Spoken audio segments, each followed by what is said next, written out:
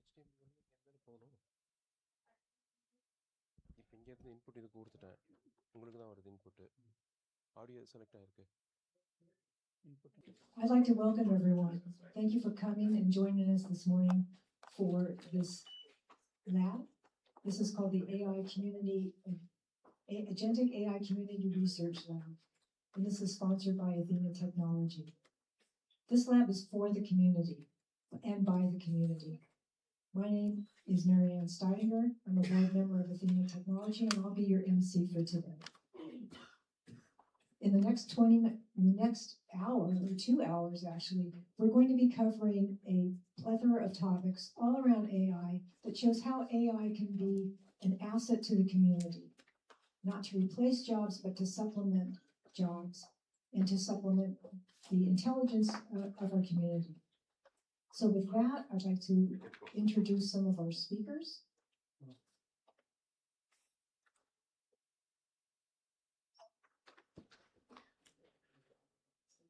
So these are all of the speakers you can see in front of you sitting here. We've got Raj Salwan, who's from the city of Fremont, Abhishek Sharma, who's the Consulate General of India, Sherry Hu, City of Dublin. They may not all be here, so I'm going to read all of them anyway because they were part of this community. Jeff Wang, City of Union City, Muralai Shivanathan, City of Sunnyvale, Yajing Zhang, City of Fremont, Kevin Park, City of Santa Clara. Michael Lai is going to be joining us from New York on Zoom. He's from Anthropic. Carmen Montano, City of Milpitas. Srivar Veros, City of San Ramon. William Lott, City of Milpitas. Raj Shalal, City of Santa Clara. Yangfang Li Chao, City of Cupertino. And Raymond Liu, City of Fremont. So I want to thank all of our community leaders for being here. I did. Yeah, Yajing Zhang. Yeah, I did say you. I'm sorry, my pronunciation must have been bad. So with that, I'd like to turn it over to Senthil Rangashan, who's going to be talking to us. He's with Athena.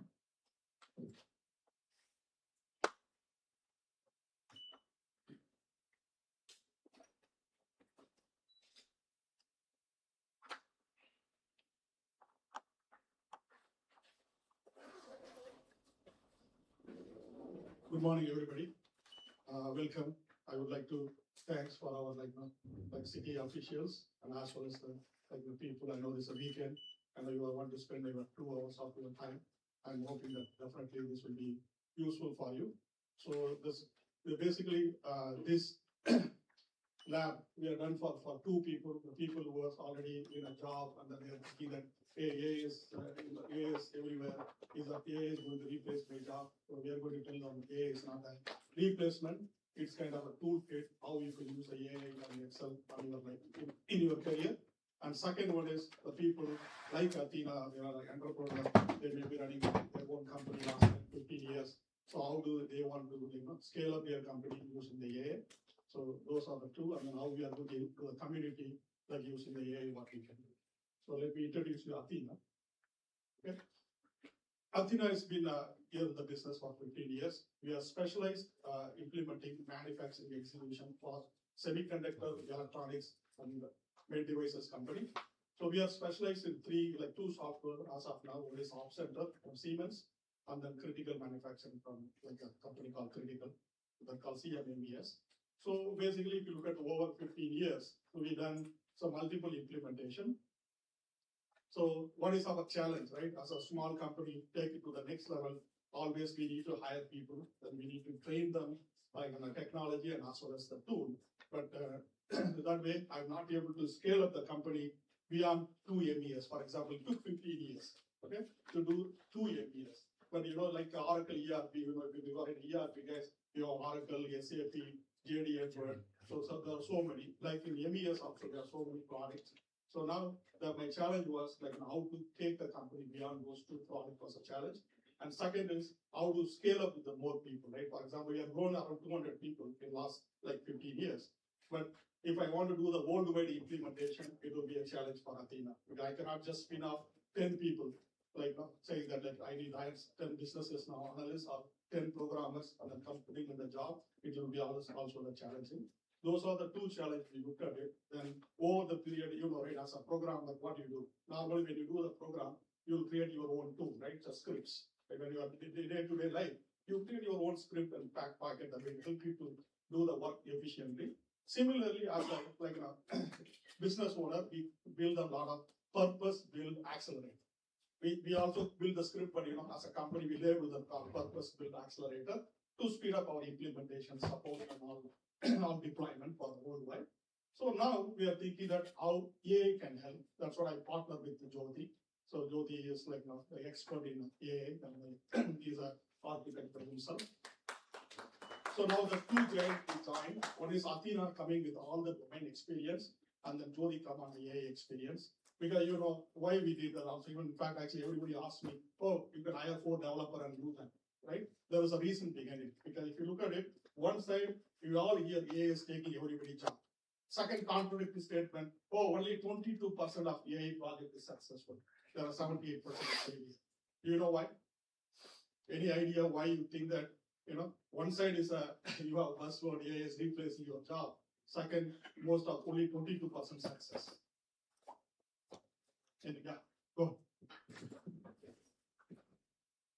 Because the term AI is too large. I mean, there are a lot of really good, trusted, time-tested AI. Like when we talk about machine learning, whenever people talk about the positives of AI, they talk about one side of AI. But the only reason that we're here, and let's be honest, is because of generative AI, because of GPTs and LLMs, which have a far lower success rate. So on one side, we use the successes of AI that we're comfortable with, that we've trusted for many, many, many years, to justify the pushing, the existence, the saturation of the AI GPTs, which don't have any of the controls that we did for other AIs. And that's why we have huge successes on one side, huge not so successful things, I won't say failures, on the other side, and everything that's blended because AI is too big an area for one term.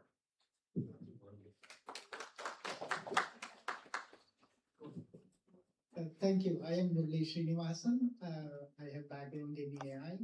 I think most of the AI failure could be attributed to the lack of domain knowledge. And then it's not just the tools. It's you need to know how to design the tools and more importantly, how to use the tool to solve real life problems. I think those are my take on the failure rate. Anybody from audience? So you guys think I just want to make sure it's very interactive. Yeah, so we hype AI too much, number one. AI is AI. We hype AI too much. Before AI was API. API is with cosmetic makeup, it's AI. It's not that AI is new, AI is old. But the thing is, we repurpose API and call all those things and call it AI. AI is a new brand. I wouldn't say anything. But however, we hyped it too much, number one. Number two, failure. I think 90% failure from what I understand. Maybe there's different statistics we are looking. Around 90% failure, the real failure. The reason is because of the hype and because of AI being hallucinating a lot. So we think AI is very confident, but AI hallucinates a lot. Like Murli sir mentioned, domain. Domain is another area.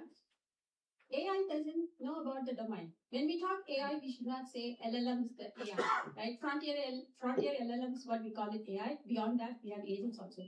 Agents also will be performing confidently and also hallucinate. Without domain knowledge, you cannot differentiate the hallucination and the confidence, right? So multiple factors, data. We really don't have good data. We train on a limited data and then we do things like it is not listening. So a lot of factors involved, lot of things we need to do. It's a long way. Like you said, AI is not replacing people. AI is replacing people's skill. As long as you're adaptive to take the skill and go forward, you have a job. Otherwise, you're obsolete. You have to, like it or not, AI is here. We have to pick it up and learn. Probably I should not take more. No problem. Thank you. So, yeah. So, okay. This is the same, like whatever you said. That's what I was talking to Jyoti a year ago. It took me like 6 months to understand. You need an expert. You need a surgeon to do the surgery. Okay, it's AI is not just you learn and then just you want to do, but you just learn it properly and use it properly. So that's the message I want to give. In fact, actually, that is the reason, like as you mentioned properly, so domain experience comes from Athena and AI expert comes from like the LLM scale of AI. We partner with this partnership able to bring a product called Fab Orchestrator. Even though the product we named as a Fab Orchestrator, originally my thinking is that how I can use it in my business, how to get like used to expand mine. But now later the platform is like itself as like like Jodi can add more. It's learned by itself. For example, that's how I'm able to go from actually so far I done only two MES I told you. Last 2 months I'm able to add 3 more MES with the help of AI. Right? Because once it's learned one like a product, then one domain, and then it can replicate by itself. That is the power. Okay, that's the power we want to show them today. So that's how Athena has been benefited. Then I thought that how I can make it others to be benefited. That's why I want to bring it to the community. This is what here, as I told you. So if you are new to the AI, so our Agentic AI research lab have all the tools. So we have environment, we have expert to help you to learn properly. Right? Once you become an expert when you deliver a solution, it's going to work. Otherwise, like as we said, hallucination is there, non-deterministic is there. So we have when the Jodi talks or we have time, we can able to show you how we overcome with all those things. Okay. So that's what people who are looking for a job, I don't want you to scare. It is it's not going to replace. It is going to be a toolkit. We will teach you how you can use it as a toolkit. And second one, like an entrepreneur like me. So if you want to expand your business, we have also have environment. If you have idea, we have expert, we have environment. Those are the two takeaway from this from this meeting. Thank you guys. I think thank you. And one more thing also I want to make Mr. Raj said one. So basically many people do not know basically Fremont is a manufacturing hub. Now we want to turn into AI hub also. That is why we started this Agentic AI in Fremont.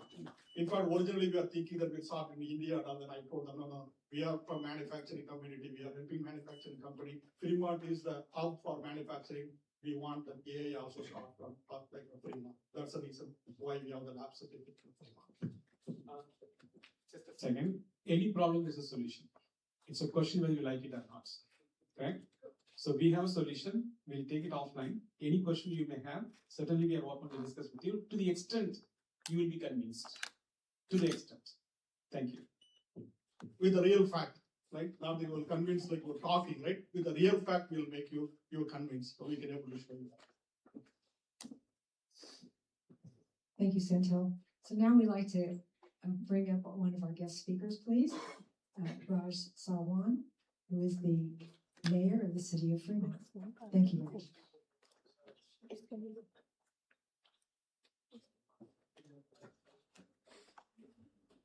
Well, good morning, everyone. How's everyone doing today? Good. Well, I was just thinking how good I was feeling being here. It's so nice and cool compared to the heat outside. So, as mayor here, I'm so excited to welcome all of our great leaders that are putting this event together. Senthil, where's Senthil? Oh, there he is. He's our homegrown champion. He lives in Fremont. He has a business in Fremont, and he has one of the greatest software for manufacturers. Over the years, we've pivoted from a bedroom community to being the #1 manufacturing city in California. And we have over 900 manufacturing companies in California, or in Fremont, I should say, over 65,000 jobs. And those are good paying jobs, middle-class jobs, where you can do something with your hands and work your way up in our city. So we're very proud to be a part of that and to be home to this manufacturing. And so today, this is a very special moment. We have not only we have Senthil, but we've also got Jyoti, who's a great AI expert. We got our good friend Kumar, who connected all of us, and of course our support from the AIA. And so our goal here today as City of Fremont is we want to support these efforts. We want to make sure that AI is vibrant. The problems in government are great. We have so many issues right now, and we could use the benefit of AI to go through a lot of those things. For example, just in building and permitting, we have so many codes and so many regulations. So anytime somebody is adding to a house, if AI could research all of those and simplify that these are the specific ones that will apply, give some sort of a checklist for the homeowner, let them know about all the different organizations they have to work with. It's not just the city. You have the water district, you've got the sewer lines, so many different departments. And if they can filter all of that and give it to the homeowner, also let the planner know that these are the codes you need to look at, so that it also saves them time. I think it can be a great disruptor. Even our finances, which I know my friend Morley said he sympathized our budget. I like that. One of my complaints is, as a city council member, I just see the high level items, this much for police, this much for fire, this much for maintenance. It's very hard to grill into the nitty gritty and to compare and benchmark with other cities. So I think this data will be great, synthesized by AI and presented in a way where the common person can understand it. And so, so we all know that agentic AI is no longer a promise, it is a reality. And as governments, we have to embrace it and we have to lead in this effort. We can't just let other people, do it for us. And so, I want to commend this team for creating this citizen-focused AI team, which is built for real-world problems that will help solve the many challenges facing us. I want to recognize all the coalitions. We've got wonderful vice mayors and council members and mayor, again, from Milpitas. All folks joined together in this effort. And we have Mr. Sharma from the Council General. We appreciate your support. The council has been doing great work expanding their services. Let's give it up for them as well. So my only challenge for all of you is that it's great that we are solving big problems. We're using AI. The only thing that keeps me up at night is what is going to happen to the future generations. And so we must use AI to, one, solve problems, but at the same time, make sure that we create jobs so that our young people have something to do. There's nothing greater than the dignity of work. So we need to make sure that that is part and parcel of anything we do, because we don't want people just sitting around all day looking for something to do. That will create more problems in our society than anything else. So I think we should embrace AI, but at the same time, make sure that we are also looking out the interests for future workers and how we expand more jobs when we use technology for good. So thank you again. This is Fremont. We're very proud to be a part of this. We look forward to your success and looking forward to all the great things you do. I want to recognize my son is here also. He's a freshly minted computer engineer. So I invited him as well so he can learn from all of you and hopefully enroll in the class so he can be one of your students. So thank you again, and I appreciate all of you for stepping up. Thank you. Mr. Jyoti, this guy's an expert in AI. He's been teaching classes for a long time. We're so happy that you're leading this effort. Thank you. Thank you, Mayor. Thank you.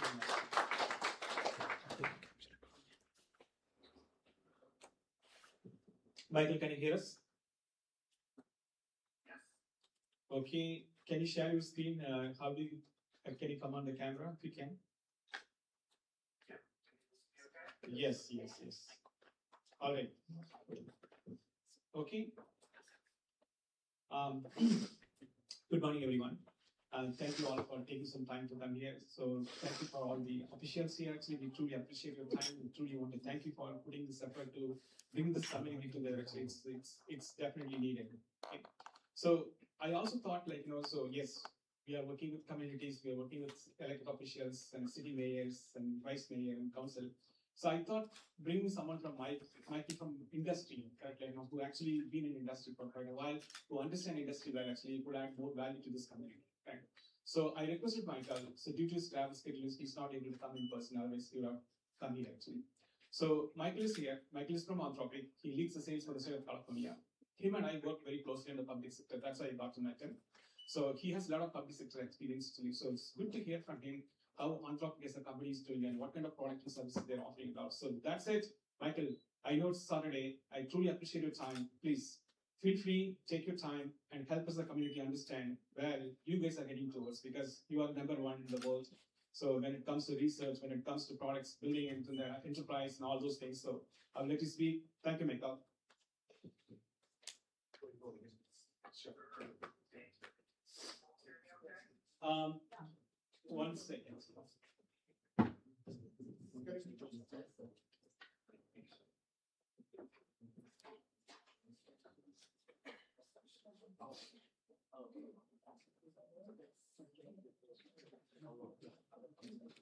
Go ahead.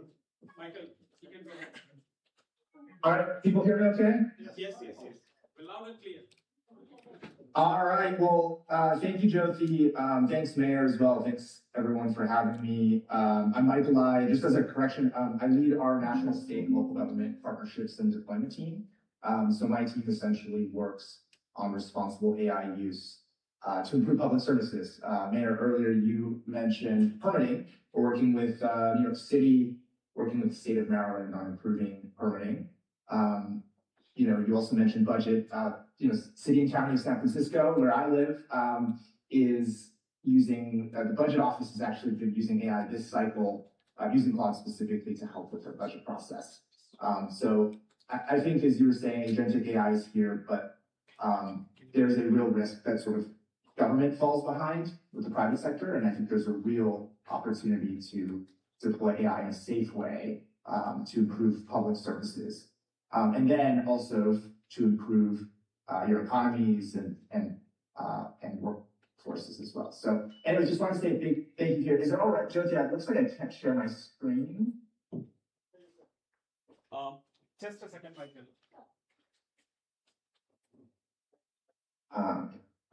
Yeah, if you're able to, I'd love to share just one thing. But yeah, I wish I could make it in person with you all today. I'll just say one other thing. Big thanks to the vice mayor, the city managers, council members, everyone for joining today.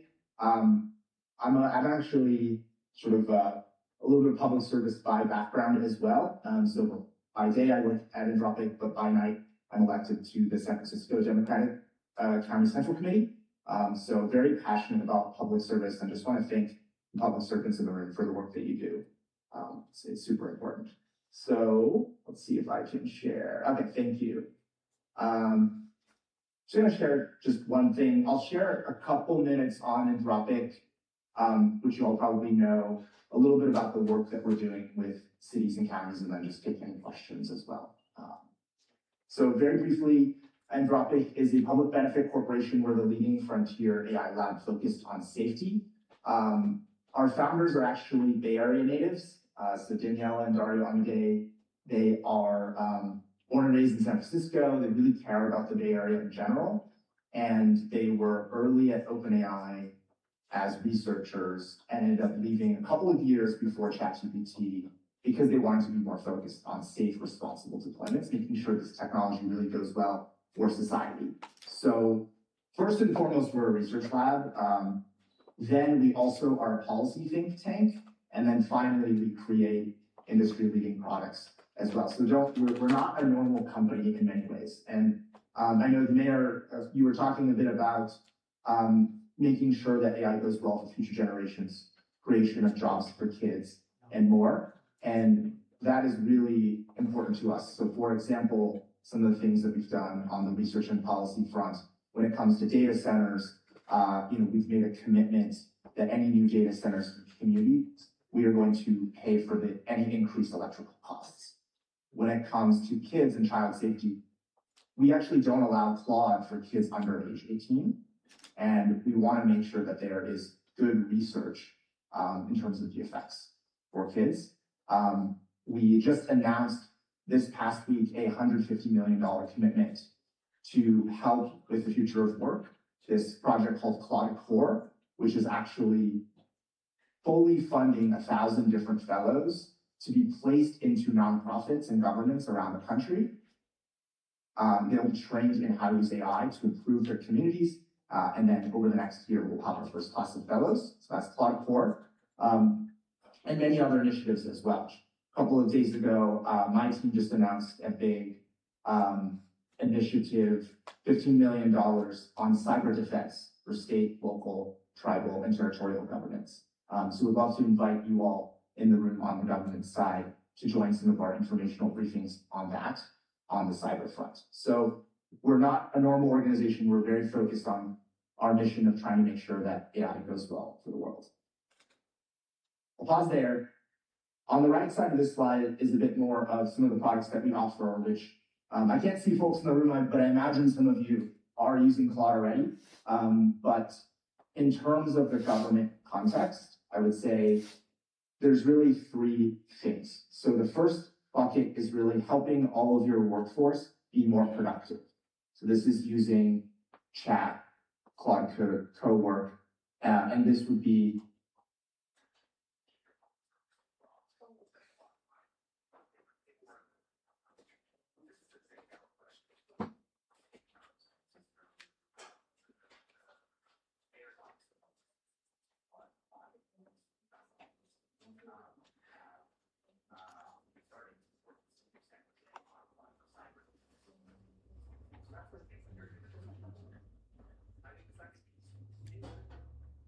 workflows better.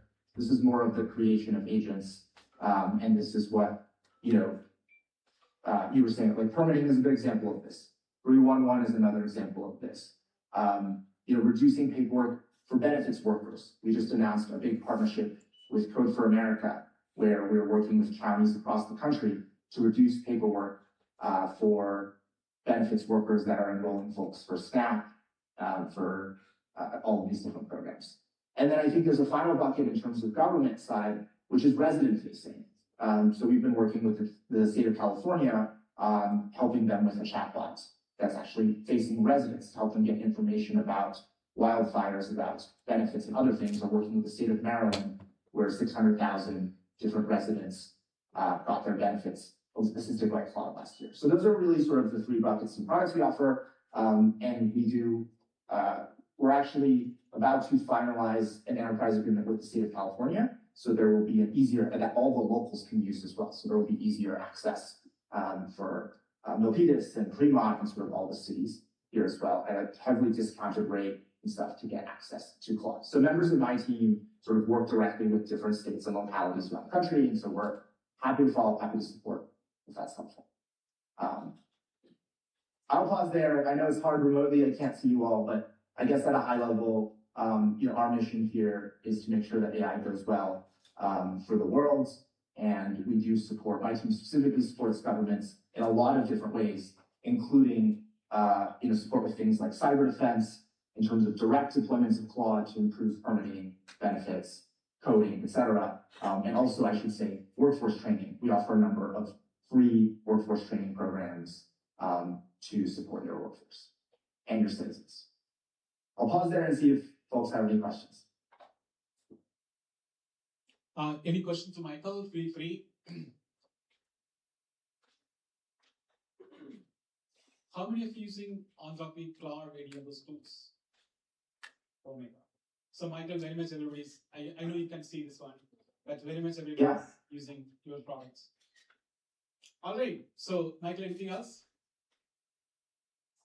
No, that's it. Congratulations on the launch. We are here to support. Absolutely. So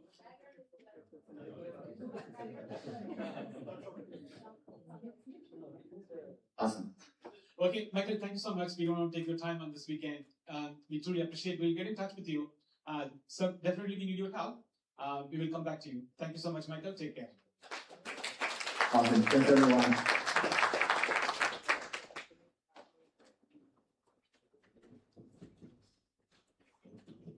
Thank you again to Michael. We're now going to continue the program. And I'd like to call up Abhishek Sharma, who is the Consulate General of India. Thank you very much for joining us today.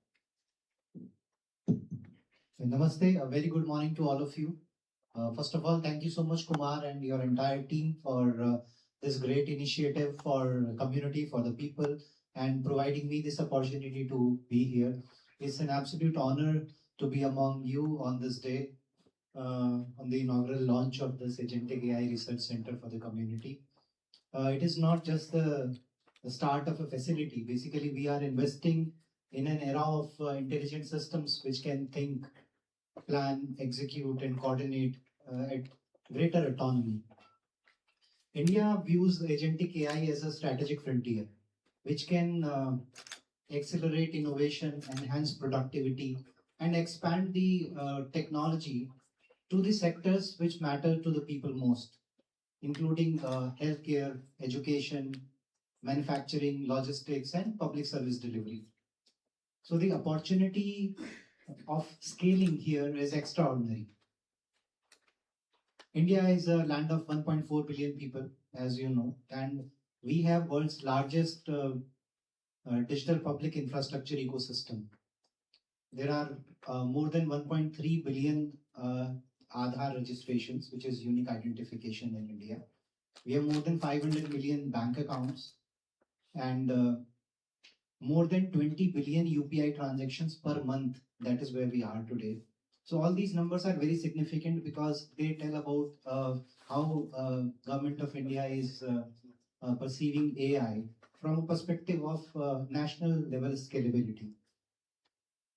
So AI on top of the digital public infrastructure can increase the speed of public service delivery to a great extent, and it can contribute to the more inclusive growth. Because when we can make everybody a beneficiary of AI, that is where the impact going to be.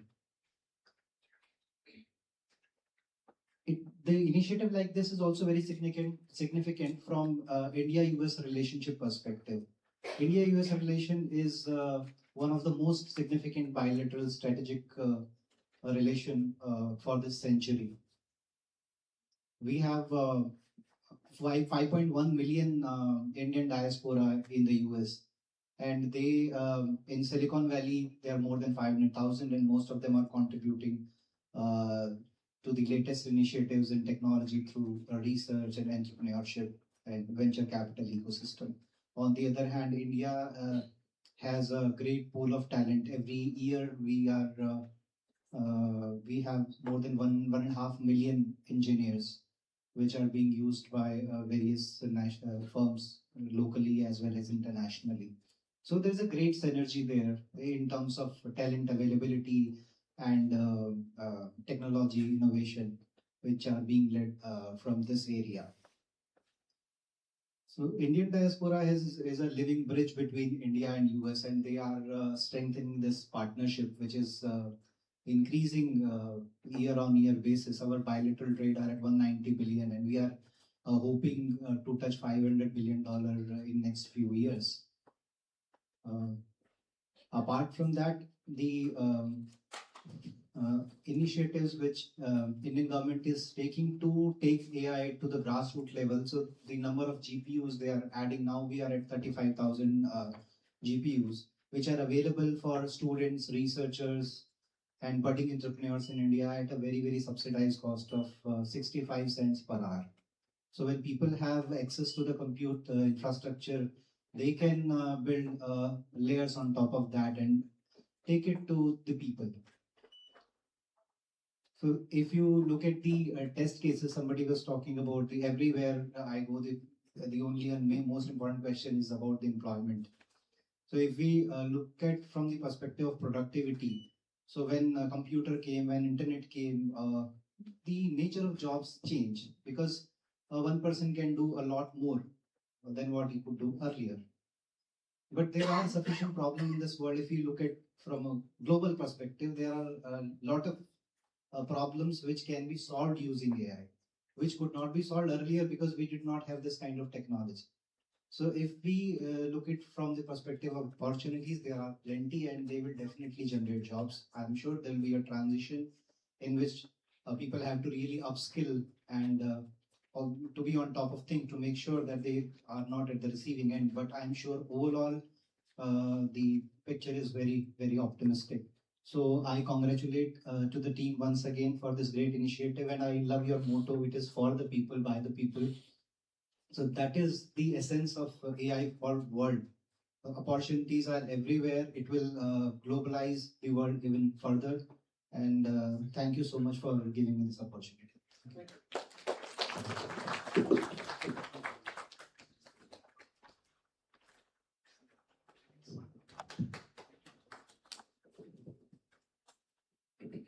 Thank you, Mr. Sharma. Now I'd like to call up some community leaders. And the first one is Carmen Montano. She is the mayor of the city of Milpitas. So Carmen.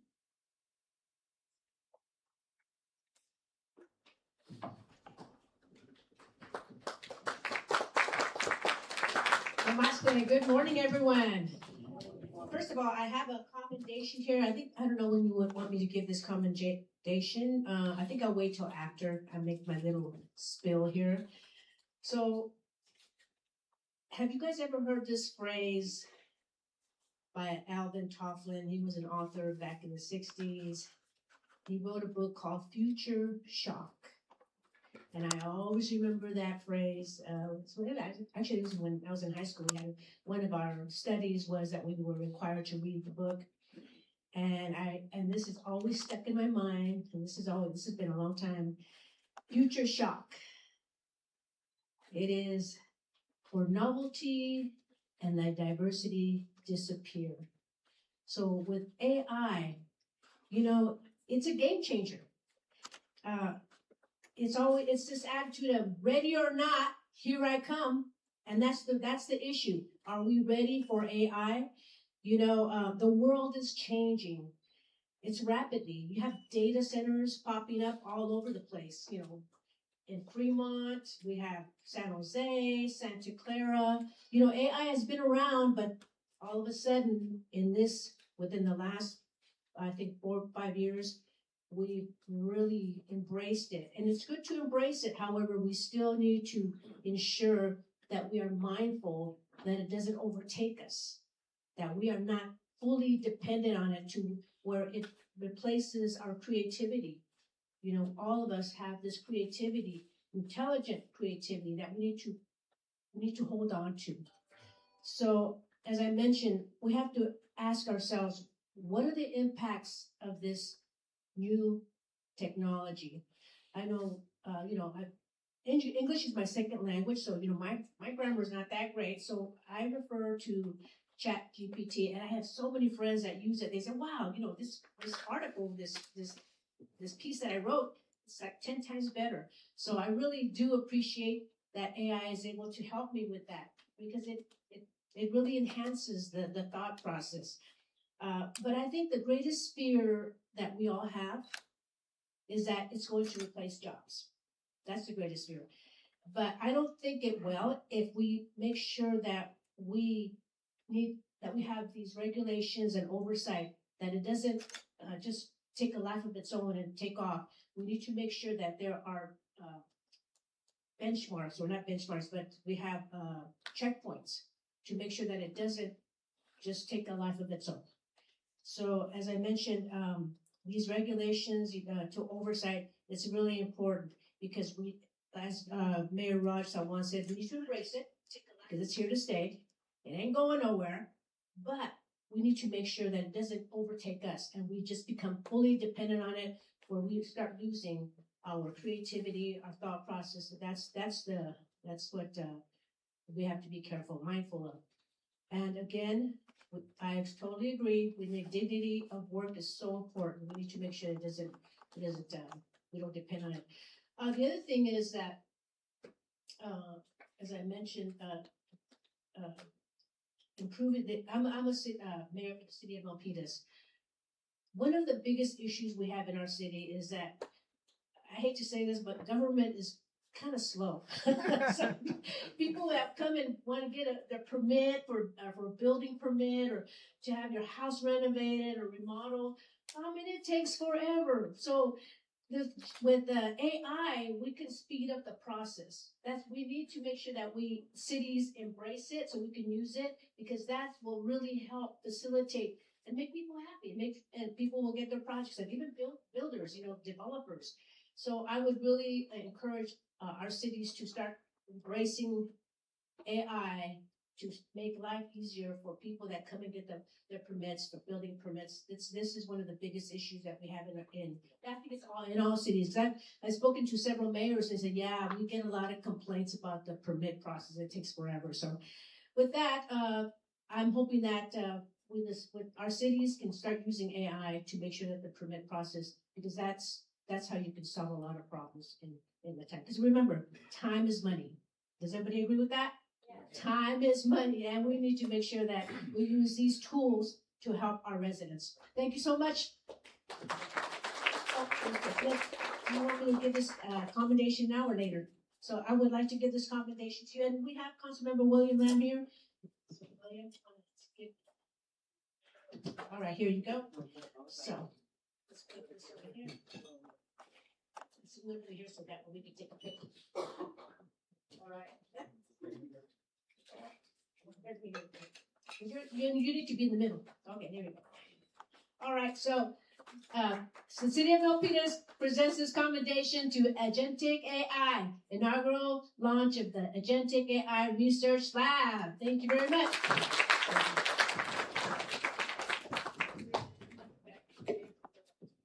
Thank you very much.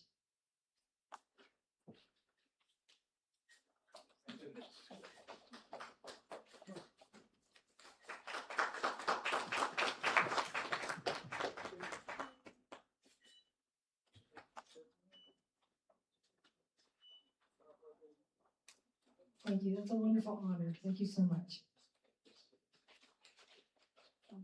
I'm going to go down to the next speaker, please. Ms. Sherry, who is not able to join us today. However, we do have Yajing Zhan. And I'd like to ask you to come up, please.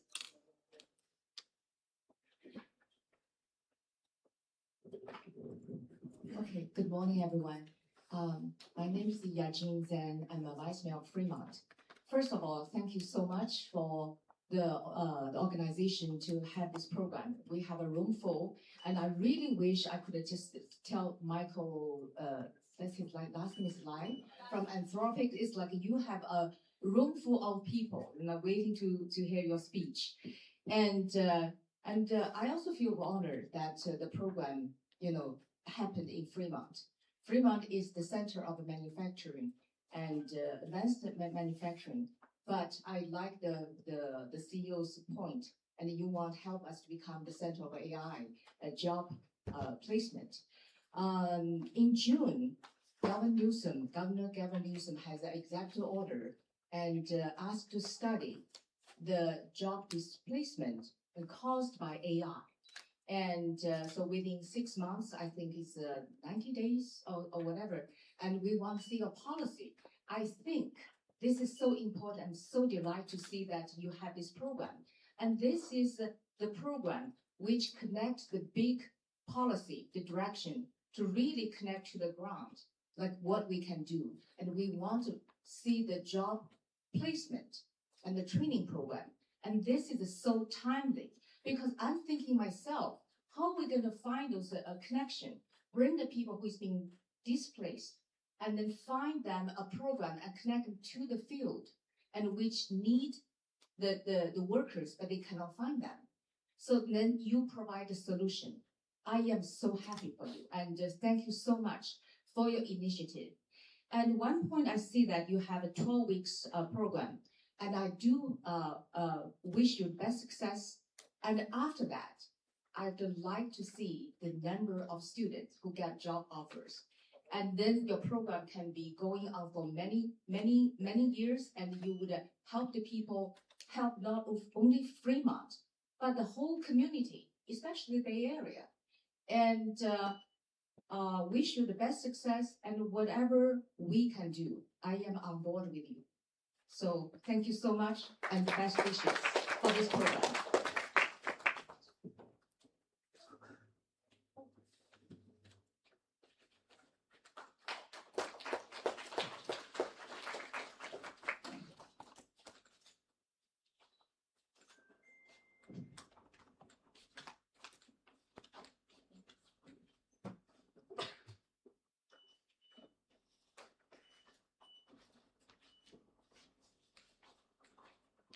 Thank you so much.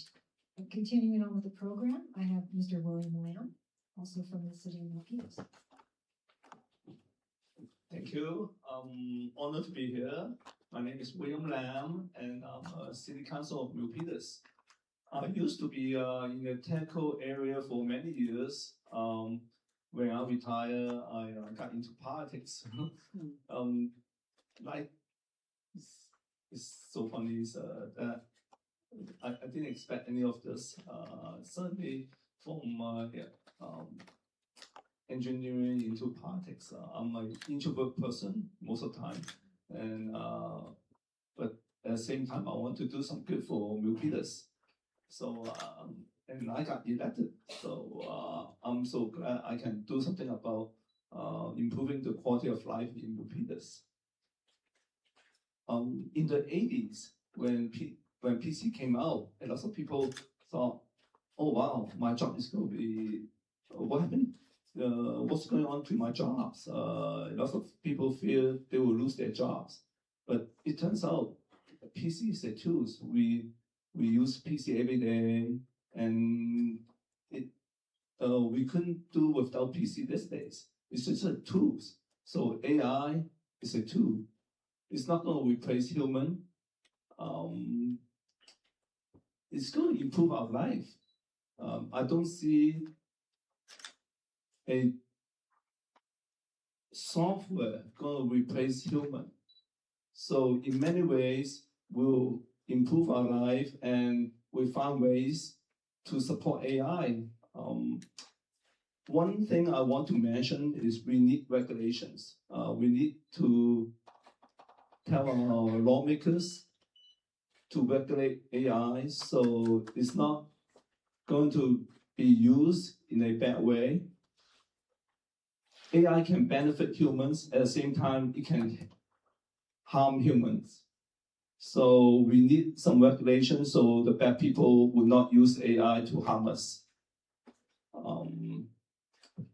Thank you, and I'm honored to be here. Thank you, everyone.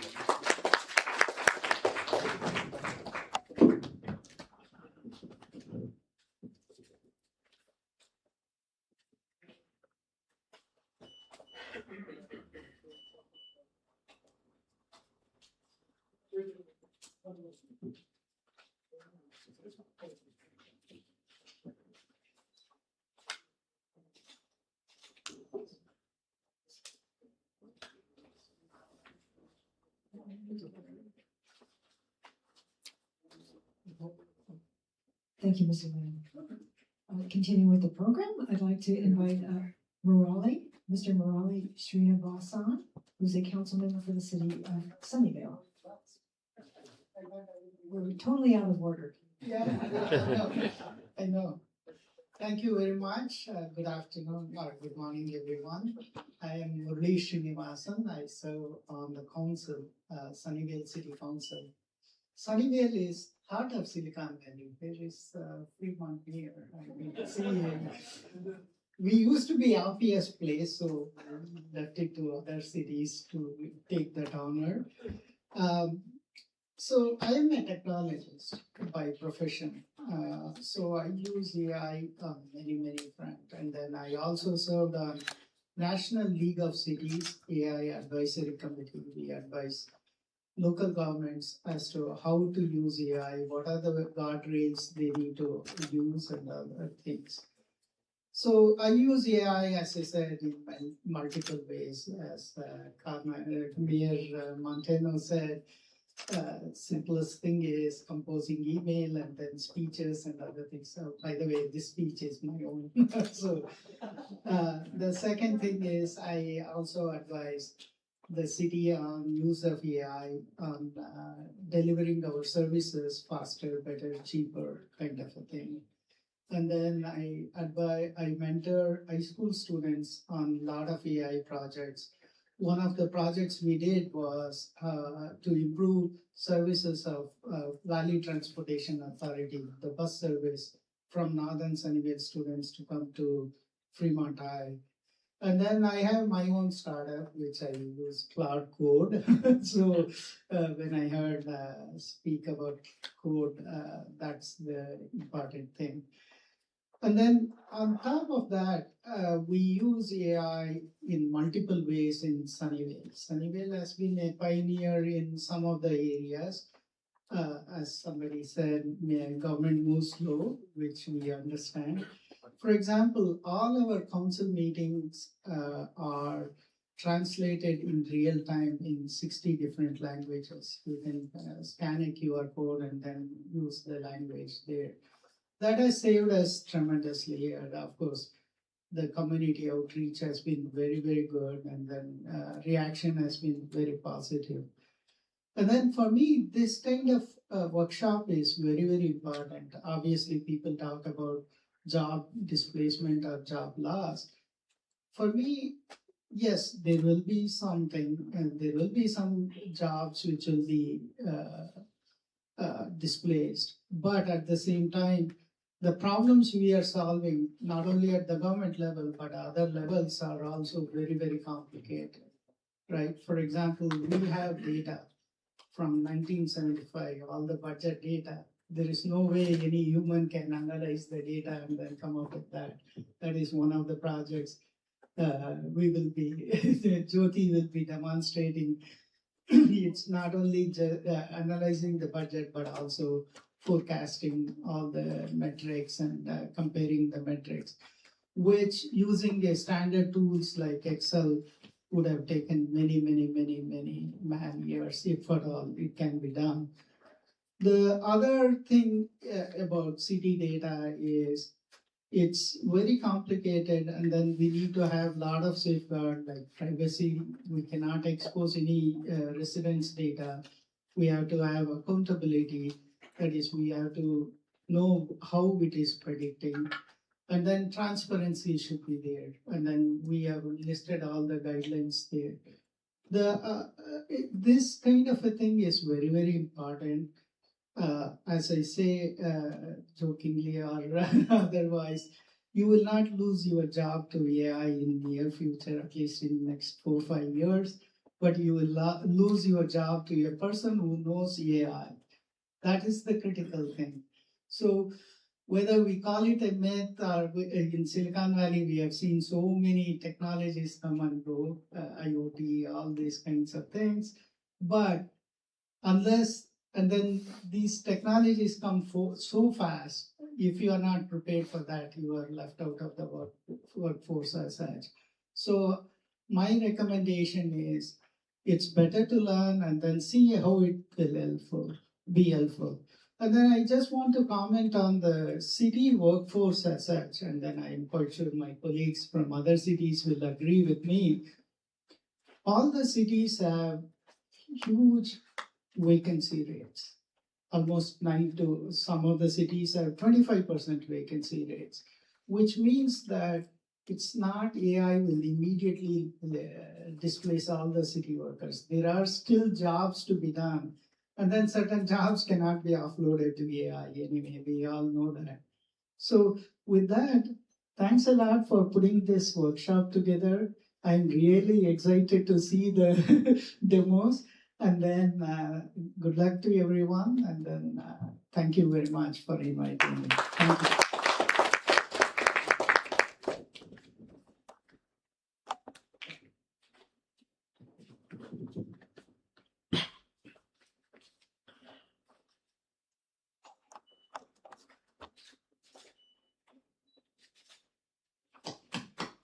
Thank you, Mr. Murali Srinivasan.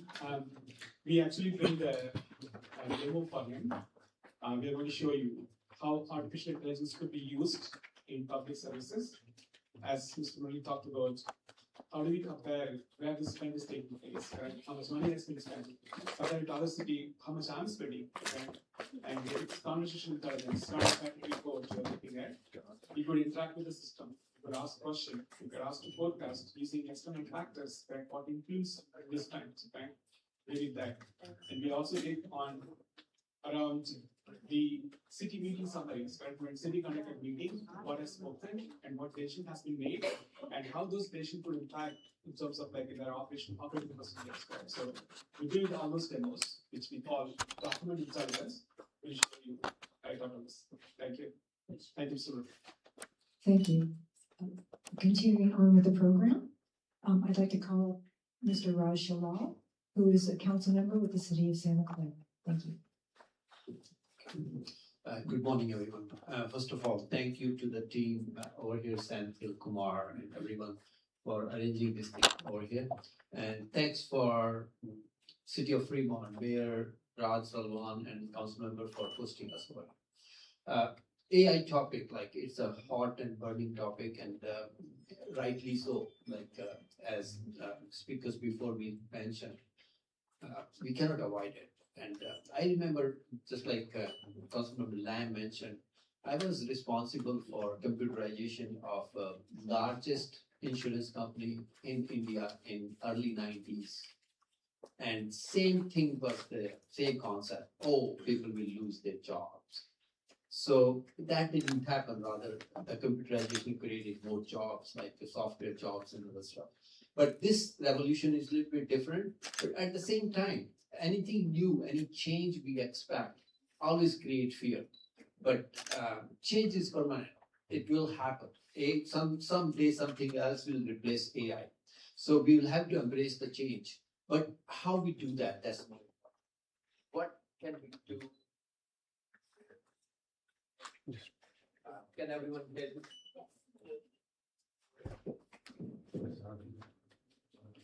Yeah, thank you.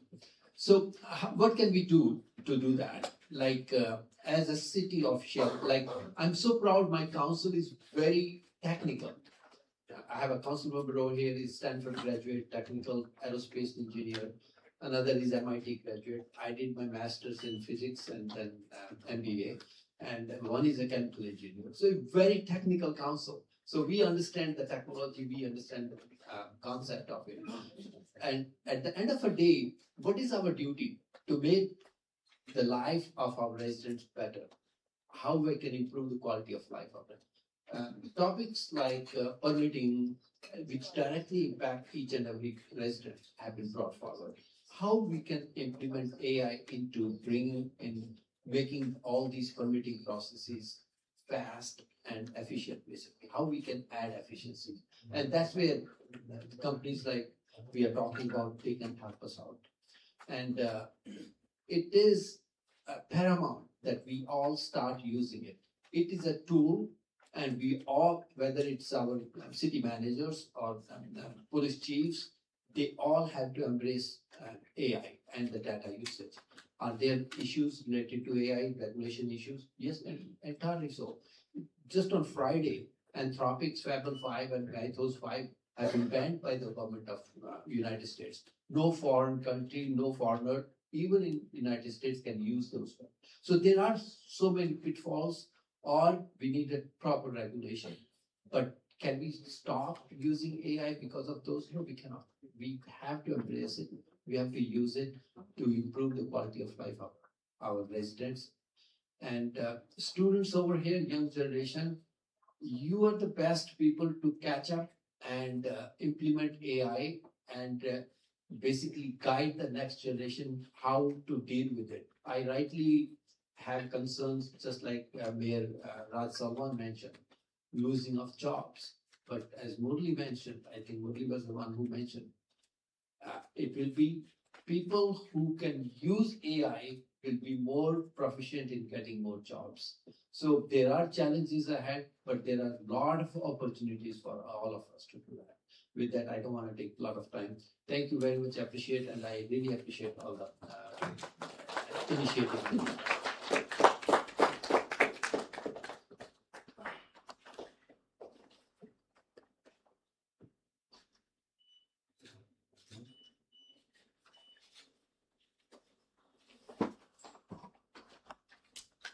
Thank you, Mr. Chow.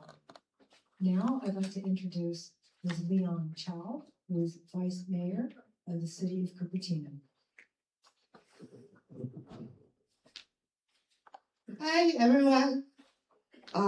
It's amazing to be able to launch another AI startup. So I'm the Liang Chow, Vice Mayor of Cupertino. This is my 8th year on the City Council and also the last year. And this year I will be running for Foothill De Anza College Board, specifically because I think community college will play an important role in adult education when we will have a lot of people in the workforce who need to pivot their career, maybe in their 40s, 50s, and then community college can be that more agile education platform. So maybe Agentic AI can collaborate also with community colleges to produce programs to help them. And I came here late because we have our outdoor yoga and Bollywood in the park event organized by our mayor, Kitty Moore, in her Move More initiative. So no matter how much we use AI, we still need that outdoor space where people see face to face and get together. However, how do we advertise this kind of events? This is where AI can help us. And every year we continue to hear from residents, how come you don't advertise this well, especially teenagers? Every teen commission interview, the candidates are also saying, I didn't know about all these city events. How come you didn't do a better job of advertising? But social media has connected a lot of us together, but the connection is also very segmented. So how could AI tool can help? Maybe break that segmentation. That would help us. And I definitely think that AI will create more jobs. Like some people have mentioned earlier, we used to have horse-drawn wagon, and now we have cars. Look at how many different companies specialize in just making the windshield. Every portion of the car has a specialized company. And someone mentioned PC. Yeah, when PC came out, it's just a very rudimentary tool. Now look at how many specialized tools are there, from software to hardware, that's generated because of this technology advance. So for AI, I think in a few years we'll see many more companies and that have to be built to specialize in different things. But definitely the workers need to we need to retrain them and help them adapt to the extremely fast changing world. I think all of us are using AI. I use AI to research state bill policies and generate flyer, and you can, or I can upload the image handling ability is amazing. Now I can upload a flyer. It will then generate a social media blurb with emojis, and you just immediately copy to post. And I'm taking classes at the ANZA for a business law class. Can have a conversation with ChatGPT to understand the specific case laws and different. So when I initially started using it the year before, it was really stupid. Because I'm a software programmer, and at the time it couldn't even understand very simple logic errors, but keep telling me when I say you did this wrong, and come back and tell me, oh, I fixed it, but it didn't. So, but now I think it's really has come a long way. And not only that, I'm using AI to create documentaries. Now, I think there is a ton of tools to create videos using AI, to edit 30 minutes interview. All I need to do is to ask AI to cut me a 5 minutes documentary. It will tell me exactly where to cut. And now I have found out I can just ask AI to generate an EDL format to just, then that can be fed into a film editing tool. Immediately the documentary is created. Well, you need to still add a lot of background images and videos, but then the editing is a lot easier. I think we will then see that means a lot more people will be able to create documentary videos, tell their stories. So maybe your AI agentic tool, I'm curious, I still don't really know what you will do, but I'm very curious how you can help. We can use your tool to help with community building. I'm so excited. And the city has also launched our AI enrichment program for our employees, so that they can use Microsoft Copilot and to automate some of the routine tasks that they have to do. So hopefully the city employees will become more efficient and they can spend more time interact with residents. Then we, of course, the city has been looking into AI tools to streamline the permitting because we have already during COVID, even before COVID, we already were doing permitting through remotely, and that all those things can be improved with the AI and streamlined. And then we are, of course, AI have been amazing in supporting different languages so that the city meetings and documents can be available for many people.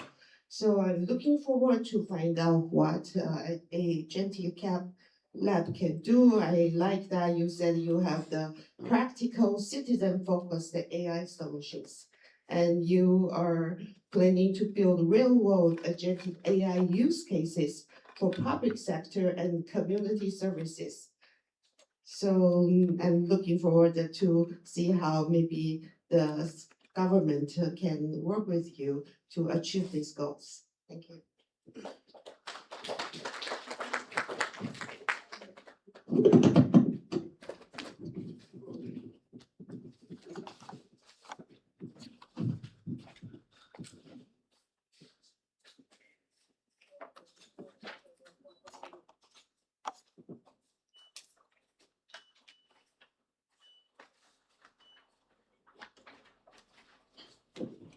Last speaker. Thank you very much, Ms. Dillon. To round out our community speakers, we have Mr. Kevin Park, Council Member, City of Santa Clara.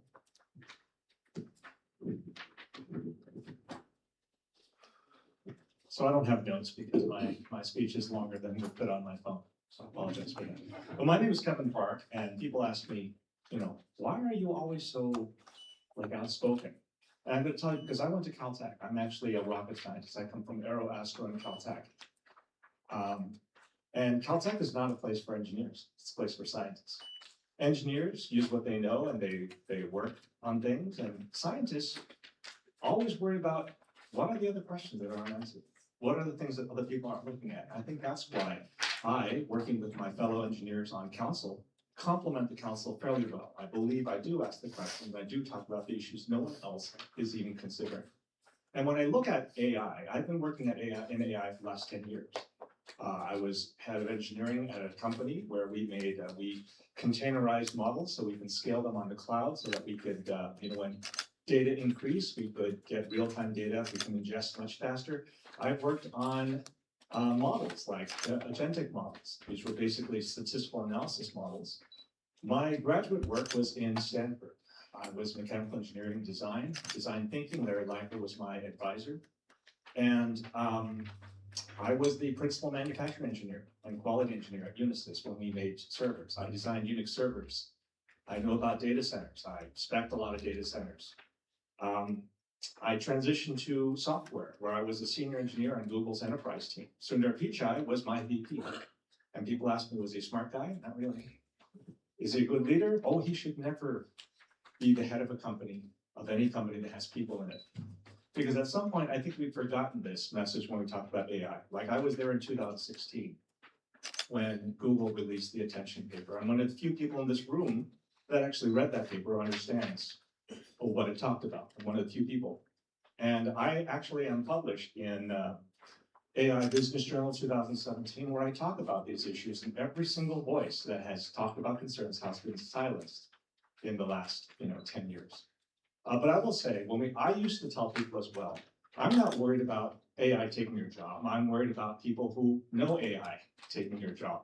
But I don't believe that anymore. I believe that I'm worried about CEOs and managers who know nothing about AI, using AI as justification to cut your job. I think that's a bigger problem. We talk about more jobs will be created. I think this is going to be true in the long run. But I don't think people look at the numbers that in the last 3 years, more than 40 million jobs in the sector, in the sectors that support AI have been cut.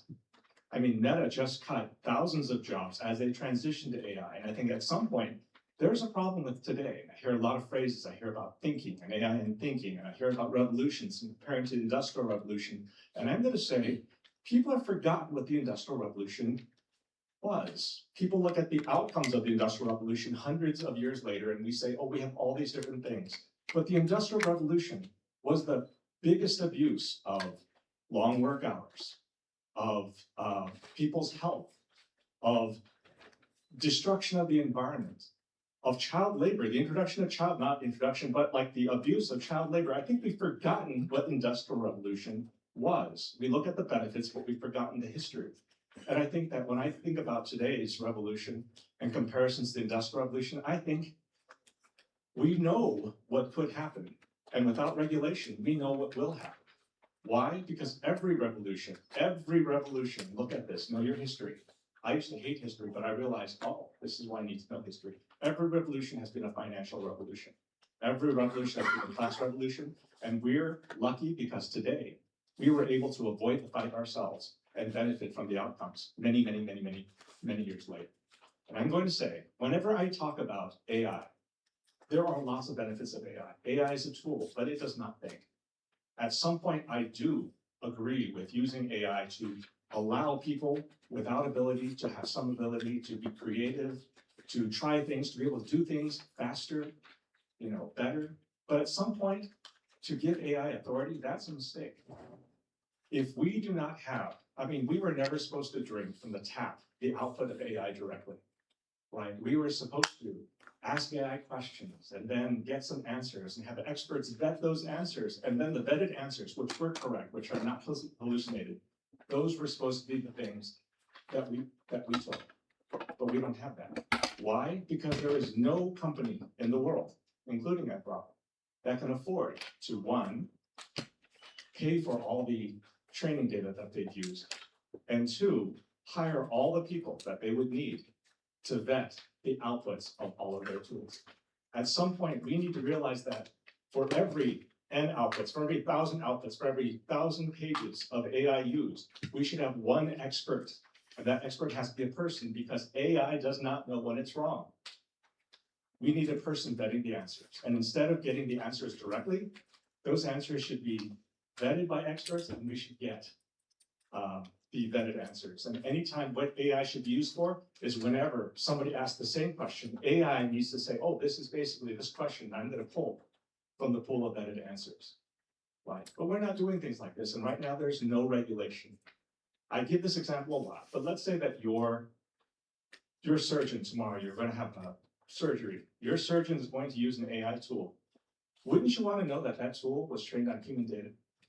Wouldn't you want to know that that data didn't include science fiction novels, which talk about medical procedures that have nothing to do with reality, like OpenAI does with training on the internet? We don't have any regulations for this. The bagels that you ate, the coffee that you drink has more regulations. We have to know what's in there. We have no such regulations with AI. And I am very hopeful. Like, I work in AI. I know what AI can do.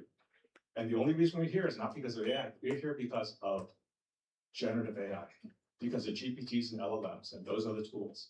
To conflate GPTs and LLMs with machine learning models or neural networks, very dangerous. But the fact that we have no regulations and the fact that the companies that are talking about ethical uses of AI are not pushing regulations, that's a big problem for me. And again, I don't expect you to hear from me again. All of these kinds of voices have been silenced. I really appreciate, I'm not trying to put anything down, but I'm very hopeful that as we implement the AI tools, we will recognize that they are just tools, like a chainsaw or a laser or a gun. And these things need human responsibility. And at the end, we need good regulation. Thank you.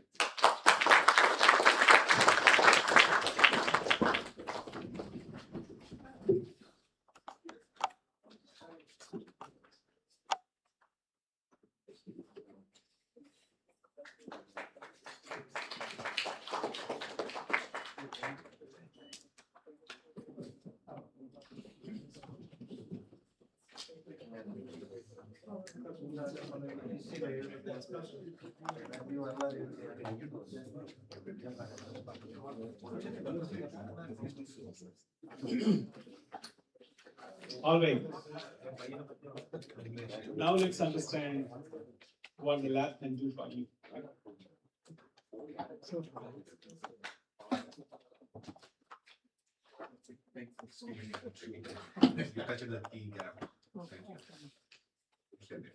So I'm very happy to introduce the lab to you.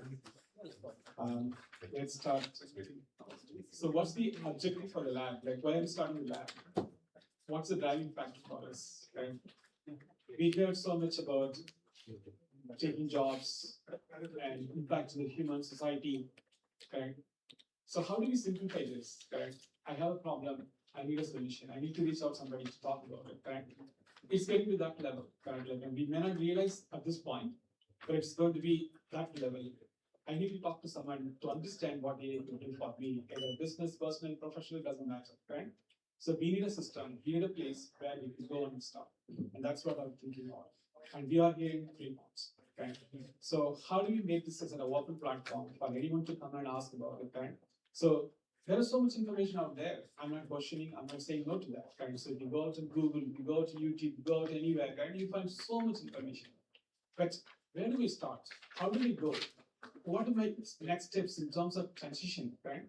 So there's no clearly defined answers. Right? So we need a platform such as a simple, easy to access. Right? Not everybody is scientist, not everybody is engineer, not everybody is PhDs. Right? We are ordinary people. So that is why for community, by community. It's a platform with a vision to bring a simplified way to provide a solution or consulting or advisory or transition, whatever you want to call, right? So we have a platform where it will go. So that's our mission. For the community, by the community, easy access, simple to follow. All right. Why is now? Okay, so as we studied the markets, right? Like, it's not AI new to everybody. Everybody knows what artificial intelligence could do. And we started the journey. We started with the traditional AI, right? Where we built simple machine learning models, we did predictive models and things like that. Now industry's been advanced, correct? So there's no reason for us to keep doing the same thing. Industry advanced a little bit. That's when you got generative AI came into the picture, large language model came into the picture. But it's not just asking questions. It's not about going to ChatGPT and asking a question, getting a response, correct? But how do we bring to on my day-to-day business, correct? Whether it could be public sector or it's a private sector, profit, non-profit, how do we bring this into a business, correct? So that's where it's getting it right now. The agentic AI, it's almost building an invisible human, correct? You have a human, you can touch and feel how the human looks, correct?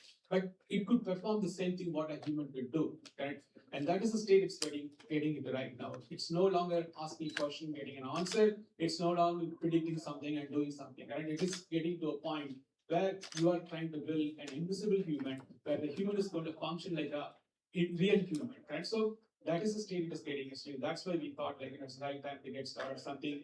As we said, our goal is to, for community, by community, make things simple. Ordinary people could access all this kind of knowledge, skills that they need actually.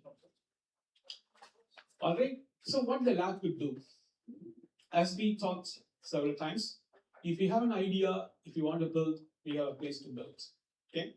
Second, if you want to get trained, there's a place. You could come to us, we'll get you trained, you can go from there. So let's say I have no thoughts on how to solve this problem, we could do research, correct? So research, it's more industry focused, not necessarily an academic. We are not an academic institution, right? We are not like, MIT or Stanford, Harvard type of academic institution. How do we solve industry problems?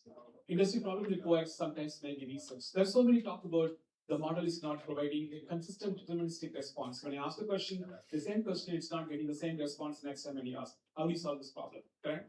So there's no answer, correct? We need some research, correct? So that kind of research could be done here actually. Then obviously, correct, there's the societal value here, correct? So how do we upskill this one?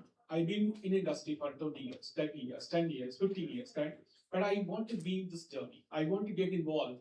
How do I upskill myself, correct? So these problems are not answered at a level that where it reaches the ordinary people, correct?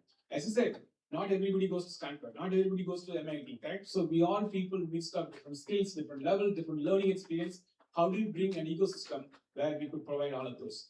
So the lab primarily focuses on building applications, Okay, if city want to look at something, okay, city want to find out where am I spending my money? Okay, is this money is getting realized, the spend that what I'm making to the city, is this being realized, correct? So how do we analyze all of such complex data sets, correct?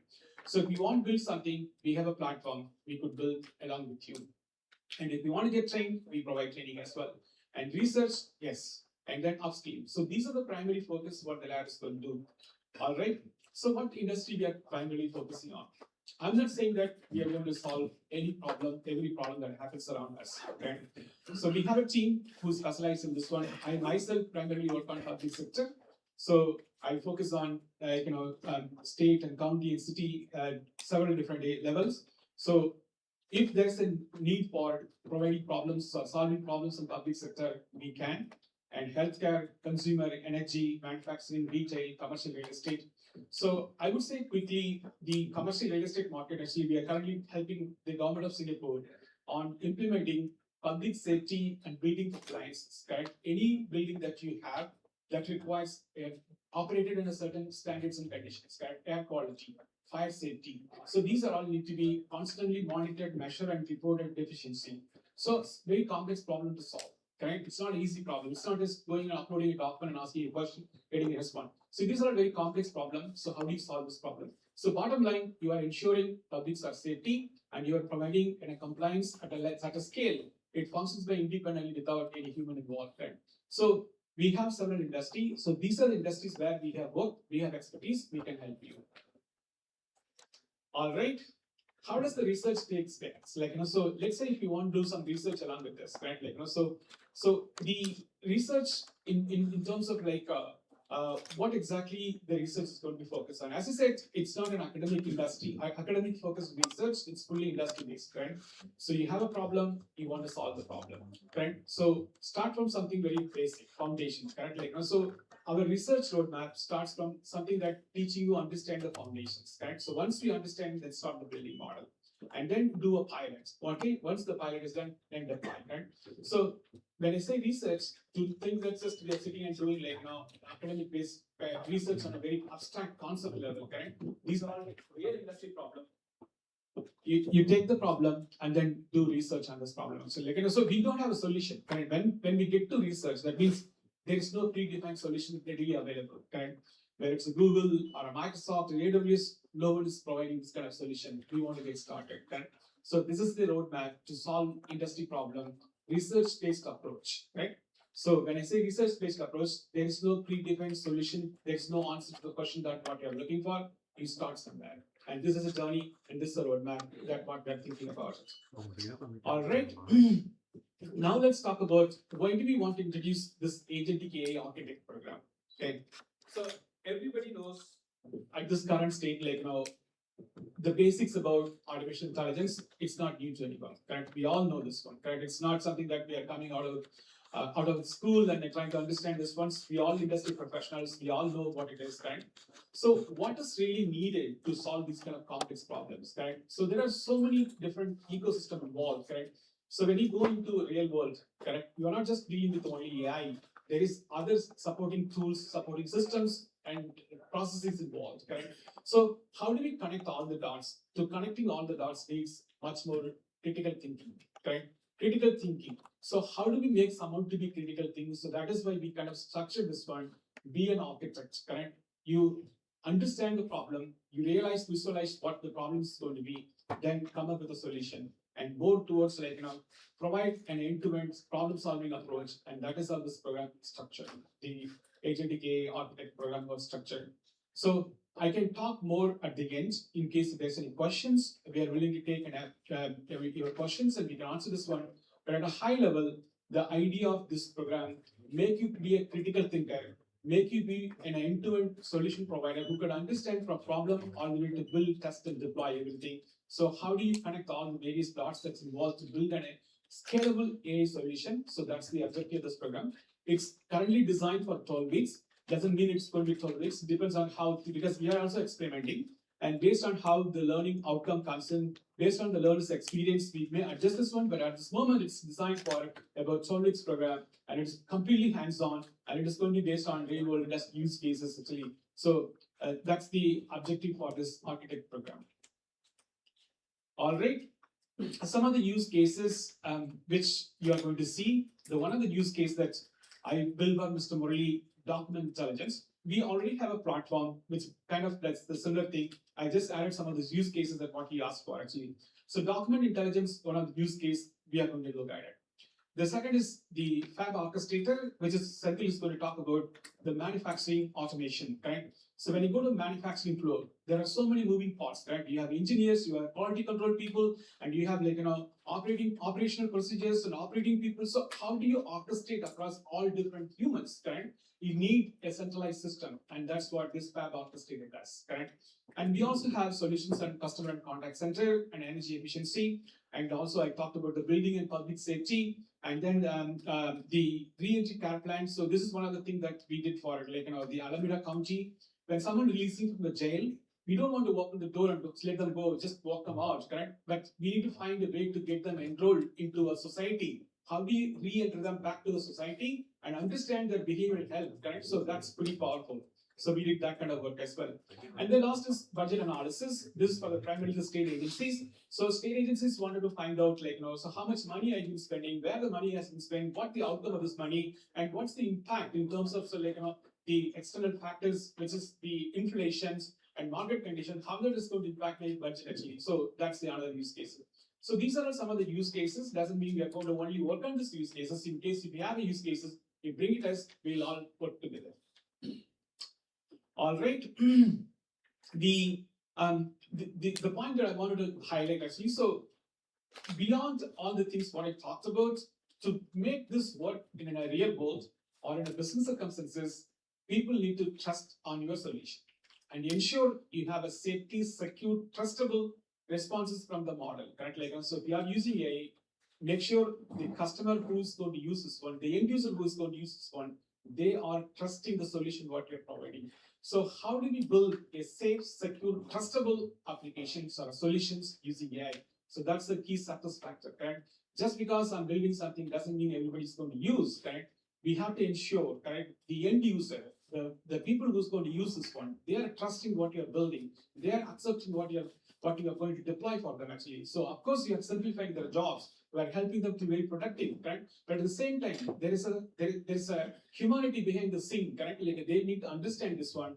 So this is also part of our lab to ensure, correct, you understand when you are deploying a solution, how do you make sure the recipient of the solution are trusting, or they feel secure, and they feel that it is responsible. That means something goes wrong, somebody has to be responsible. Who that would be, correct? So, and what to do, what not to do. Ethically, this is what you're supposed to do, but you are doing this in a way it's not ethically right. So how do you ensure all those things? So that's kind of a practice. So part of our lab will also help you to understand all these aspects. Okay, so how do I get involved?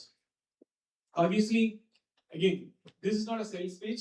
Again, as I said, it's a open platform. It's by community for community. So you could get enrolled with this. And you will find mentors. Okay, it's just not me. There are people behind. So you'll get to access to the mentors. And you can also be partnered with us. And of course, we will host events. Our goal is to go across the Bay Area and provide this as a platform and make it easy to accessible for everybody, correct? So we want to ensure, so this goes across the board, everybody get benefit out of it. In case if anybody will be sponsored for this events, such events, we are willing to host this event as well actually. So these are the different ways you can get involved. So feel free and reach out to us. We'll go from there. All right. I kind of talked about it, you can connect with us. There is an application process. And once they're done, then there's an onboarding process. Then we can start on the build process, correct? That's how it works. And in terms of the architect program, what we talked about is so it's a totally program. So this is just to give you an impact, so how we are making an impact to the community. So we spoke to the city, we spoke to all the elected officials, and we kind of came together to form this one actually. So this is just highlighting so how many cities we are targeting, how many weeks we are targeting this program, and also that's what this is. All right, so I'm going to skip this one. Let's move on. So now this is the fun part. Okay, so this is where we thought so we could help you out actually. So this is the use case. Mr. Murali Srinivasan asked me to build actually. We built for him actually. So I would like to talk to him. I would like to give him some kind of introduction about what this use case is all about and why he wanted us to do this use case, so that you will get the context from the real customer, okay? Before I go on to the technicality. Wow.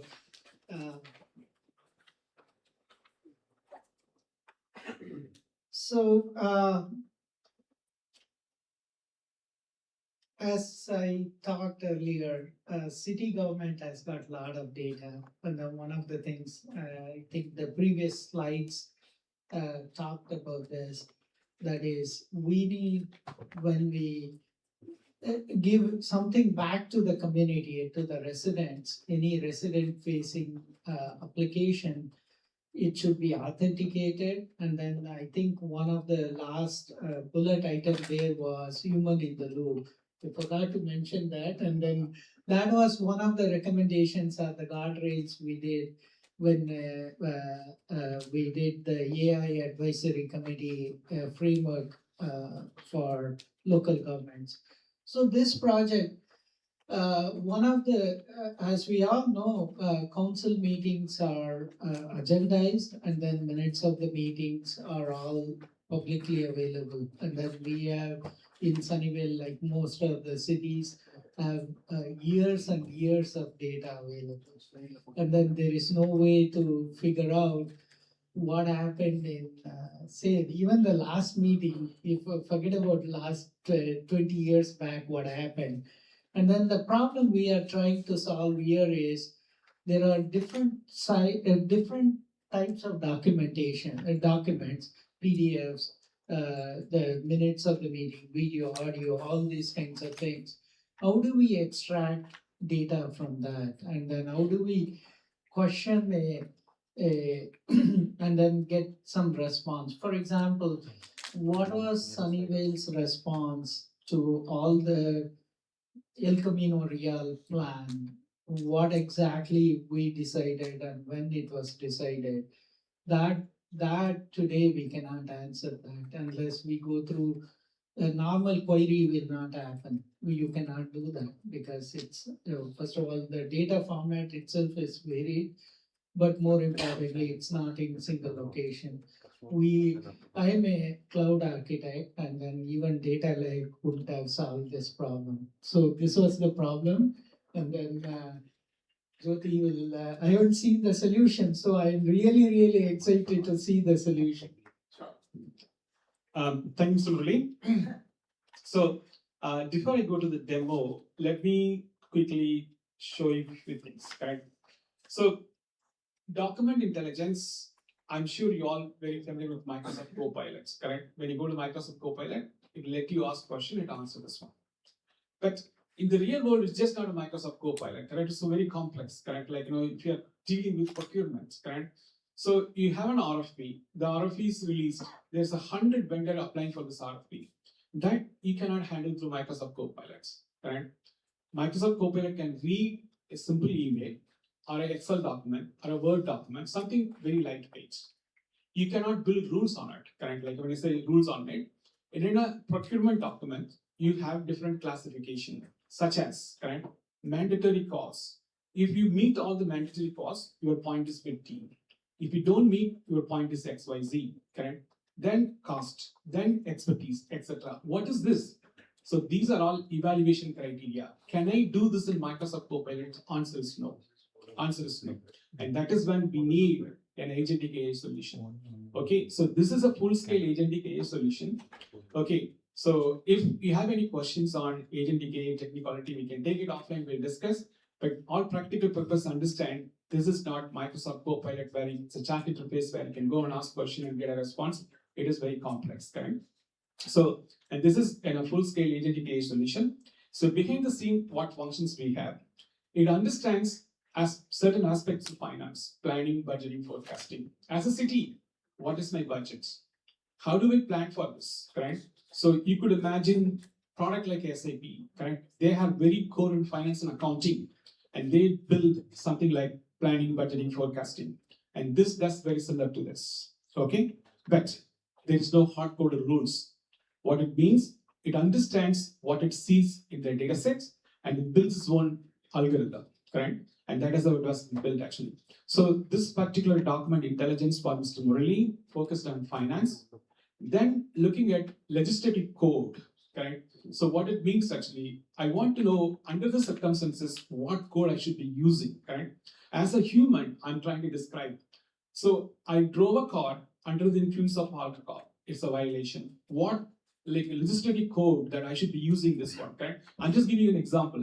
It's not meant that way, correct? So certain scenario needs legislative code. So how do we look such codes? Okay. Then in a large enterprise, if you look at like franchisee tax code, there's thousands of projects, correct? You can't manage with Microsoft projects. Okay, why? There's so many different ways to look at a project, correct? So time is not just a one project. As an enterprise, we are looking at all the different projects, how it's running, correct? So how could it bring an enterprise view to a project management, correct? Even though it is so much maturity in the project management, but still we are struggling to provide an enterprise view on across all different projects that happen. Like take a company like IBM, Chanakya is there, correct? So how easy to tell how many projects are on time across IBM? It's practically impossible, correct? Even though you have project manager, you have project management tools, but this will enable you to look at project management across all enterprise, correct? In enterprise-wide, I can look at all the different projects by time, cost, risk, procurement, communication, human resource, whatever it is, correct? I can look at this.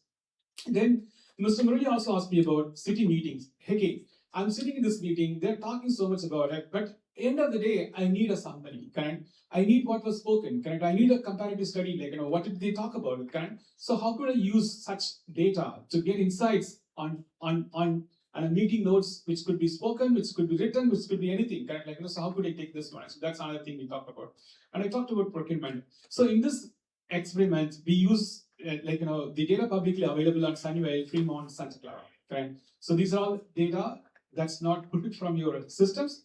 It's publicly available. Any resident, anyone, any citizens or anybody who has access to this website, they all can go and look at it actually. So that's what bringing the scene. And as I said, it's a full-scale Agentic solution. This is not a Microsoft Copilot type of a solution. All right, so, and that's why we put it here. GovDoc is beyond Microsoft Copilot, and it reads and checks, decides, okay? So I will go ahead and log in.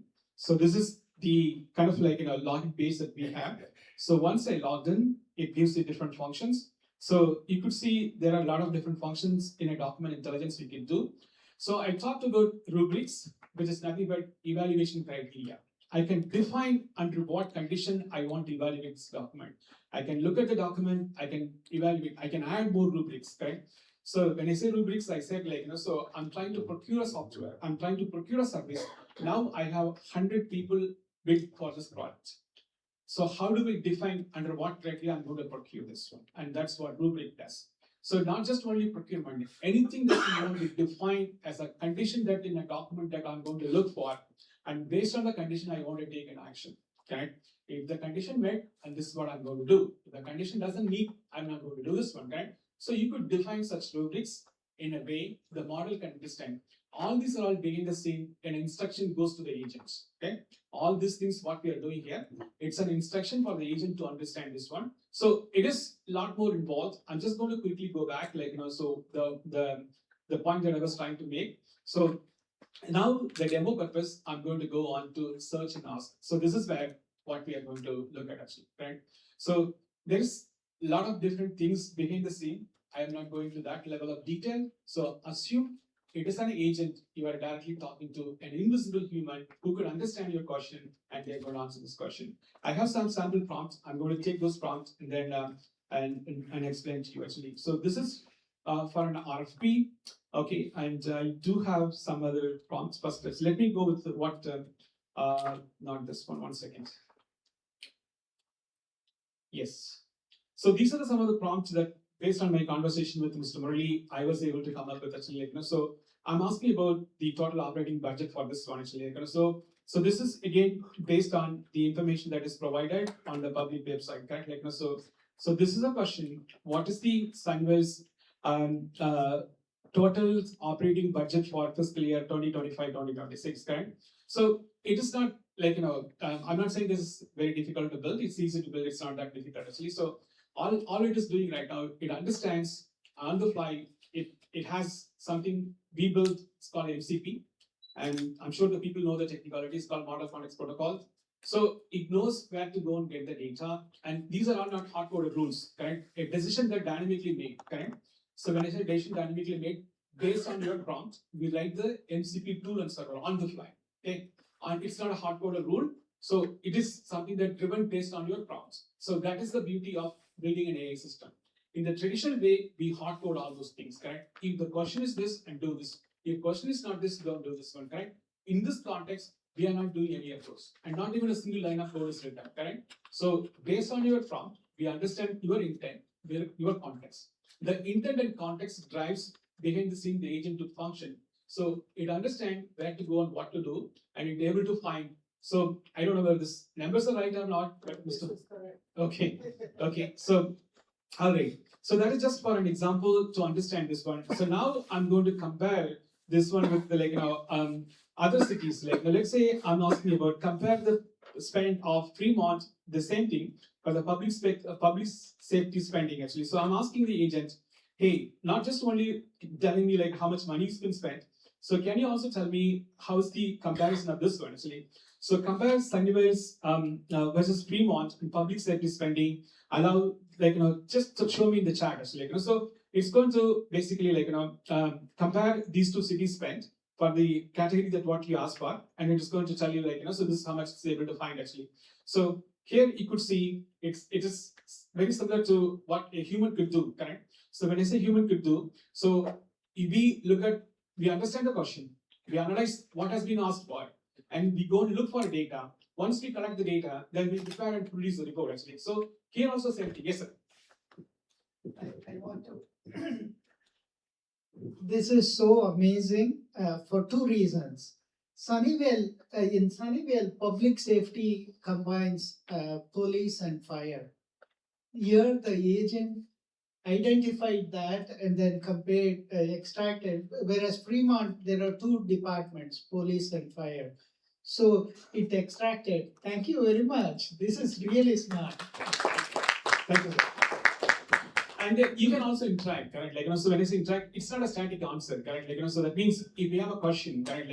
So I can ask this one. I don't know whether it's going to tell me of this one actually. So I can ask this one. So can you show me the line item for the spend actually? So I can ask them actually. So 1 second.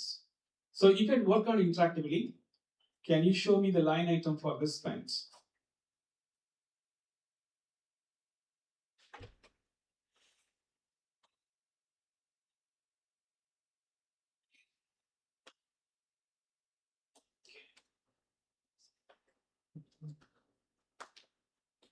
Sorry.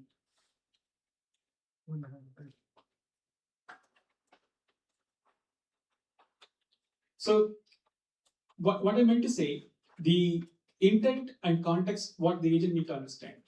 So once you understand the intent and context, in our case, on the fly, it creates the MCP server and connector. So the MCP server is nothing but an instruction to the agent where to go and look for the data and access the data, right? So that's just, you could imagine an API call that you're making actually, correct? So it is trying its best to tell where this line item spends are coming in actually, correct? So the point is, it is not a static information. It is a system letting you to interact directly, answer any question as and when things happen on your mind, correct? So it is basically as I said, another person standing behind you and answering your question, you don't know who that person is, correct? So that is where it stands. Okay, so this is one of the use case what Mr. Murali asked for. The second one he asked for about the city council meeting notes, correct?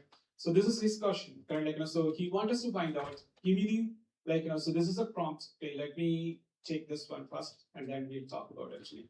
So I'll go back, I'll do refresh to make sure actually this is clean and looks fine. So the question that what was asked for here. So what did the Bicycle and Pedestrian Advisory Commission say about Holonomic bike lanes, whatever this is? Okay, so I'm sure Mr. Murali knows more about it actually. So it's just based on his instruction. So now this was the topic was spoken, and this information was found, and it is going to find citation, where it found, when it found, and all those information about, right? So you could see it talks about things that in a summarized way. So it talked about so in this particular forum, they talked about all the different things.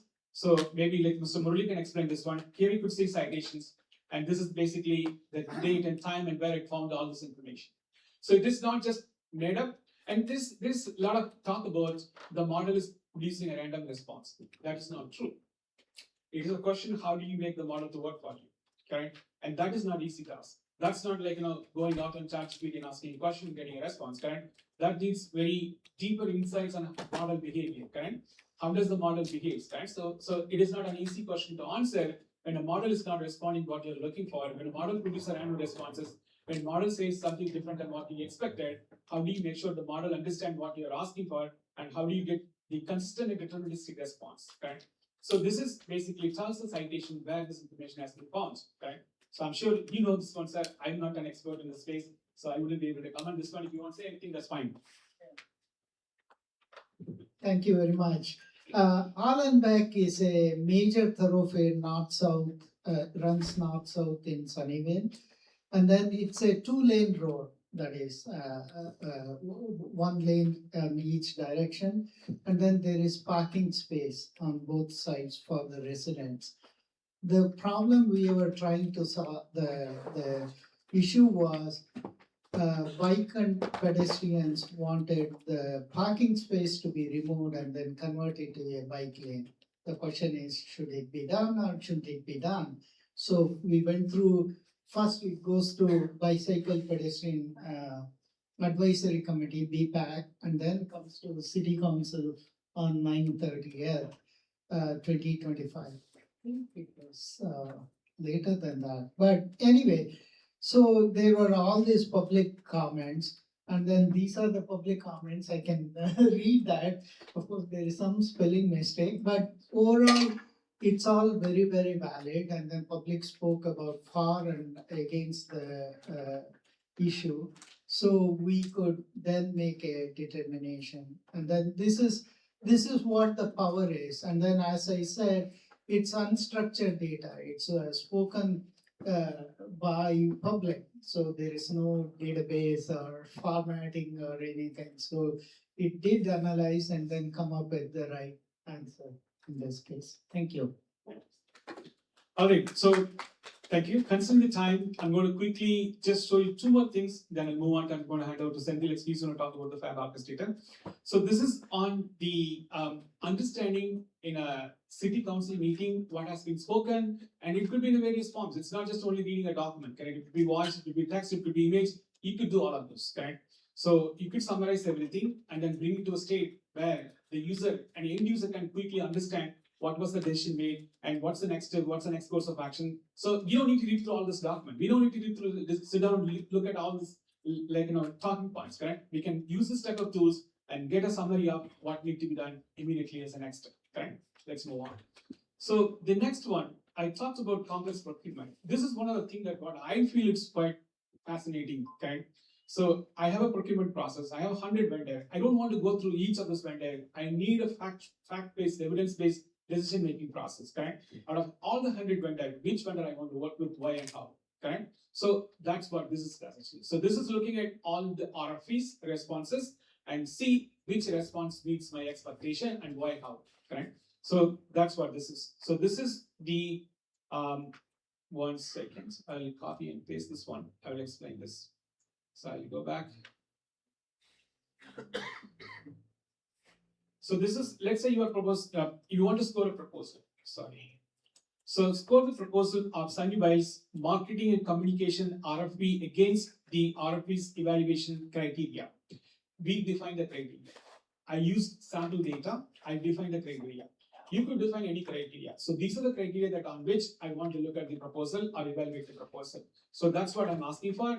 Now you could see it, look at the RFP. Okay, it understands what are the criteria that needs to be there. So it says what is the RFP for. It tells you everything. And then it also gets to the point where you could make a decision on this. So all I'm trying to say, any complex documents, correct, can be brought to the level where end users can use in a fraction of seconds immediately, right? So that's the power. And this requires deeper, I would say, technical understanding how all these things are working and making sure actually the transformation of the business problem into an AI solution. So behind the scene, that's what it is, right? It's not easy, it is doable, okay? It tells you how much point this proposal score, the RFP score, correct? So it's a sample data, okay? It could be different in the real world, but the point I'm trying to make you understand, if we have any complex process such as procurement process, you could imagine Department of Transportation, correct? So when an RFP is released, some of them are $1 billion, correct? Some of them are $1 billion, correct? And close to 300 to 400 vendors are applying for, correct? So how do you go through such a large, complex procurement process, correct? You need a system like this, and that's what this does, correct? All right, thank you all. With that said, I'm going to hand over to Senthil. Please go talk about the cloud. Thank you. If you have any question, hold on to it. I will take it after this demo. Thank you.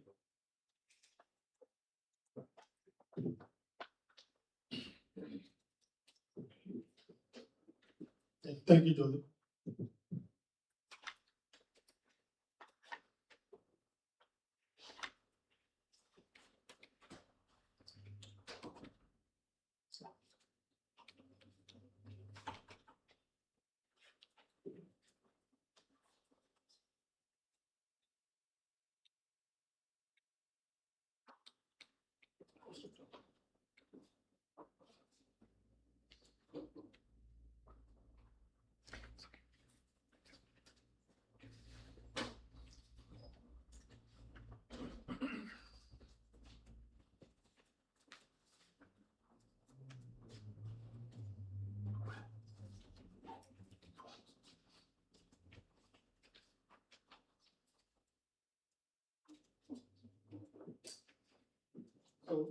So far, like you saw, right, like all public use cases, this is kind of an enterprise level. That's what I was trying to explain to you.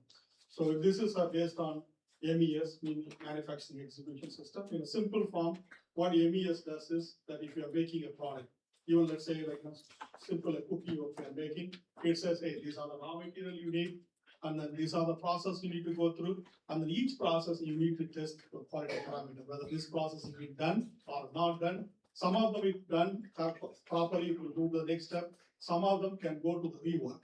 Even rework also, you cannot do the multiple rework. There is a restriction.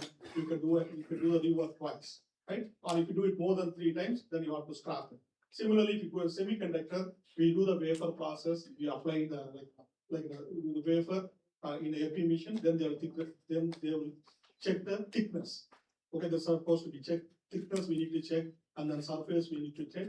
All those can be done. Even now, I think we are working with the semiconductor, right? Our AA can be able to detect it's a scratch versus it's a dust. Those are the use cases we are working on it. I'm really giving you here as an enterprise, right? For example, if you are managing any application, the first one is insight, right? Anybody can able to do the insight.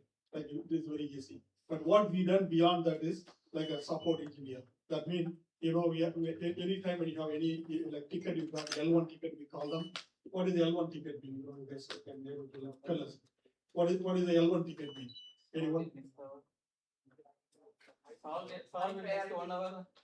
Not like that, right? L1 means normally if anything that you can solve just the configuration and setup without adding any code. So that's why normally L1. L2 means there may be a bug fix that you still need to do some of the coding and you need to apply. L3 means it's a solution, right? That you cannot be able to solve right away, that you need to again go back to the board and say that, hey, what was a function requested, how was the change request that you want to do. That's how it's been classified in the software industry, right? But then if you go to that, basically support industry, that's different, right? I'm just talking about purely as a software that, we are a product company, we are deploying the product, and then the product there is an issue, then operator reports there's a bug, and then right away the AA can pick up. So here, so basically all the, when we have the AA support engineer, our support engineer goes and picks up, saying that, okay, there's a ticket issue, then you are able to solve it with the knowledge base. If not able to solve it, then as people mentioned, you put a human in the feedback, saying that, okay, with the knowledge base what I have, I cannot be able to solve, right? then it raises to the ticket to the human, then somebody else solve. Once someone else solve it, then it picks up the knowledge base. That's how it's being overwritten. Right? But on the certain things as a like a product, it's understand the configuration. That's the biggest the good part about this. You don't need to teach them that, for example, you go to this table and then do this or this functionality you call it. The way it's being built is when you do the context and the prompts, so it goes to like MCP, not going to the LLM.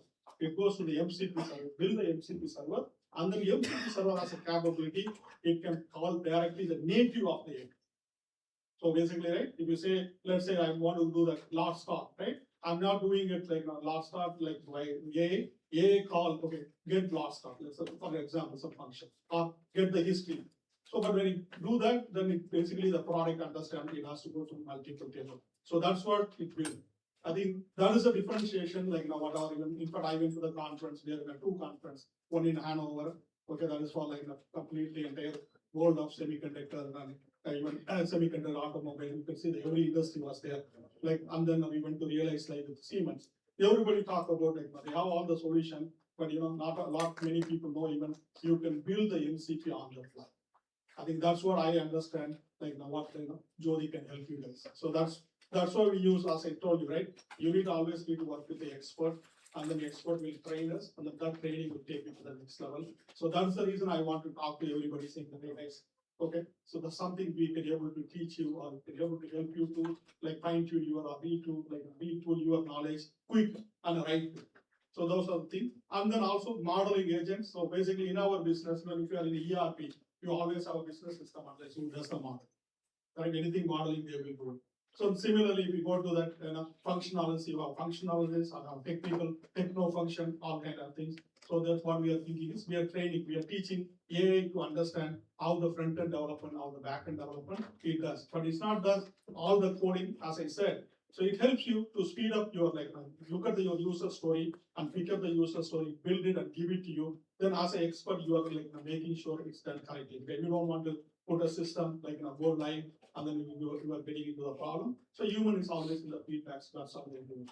So these are the module actually we are working on it. But I think right now the Fab Insight and Fab support module, both of them are already live. That other two the backend is we are working on modeling also we can able to do using the file we already done that also. And just I don't want to go more of too many things. I just want to show you as interactive system I build.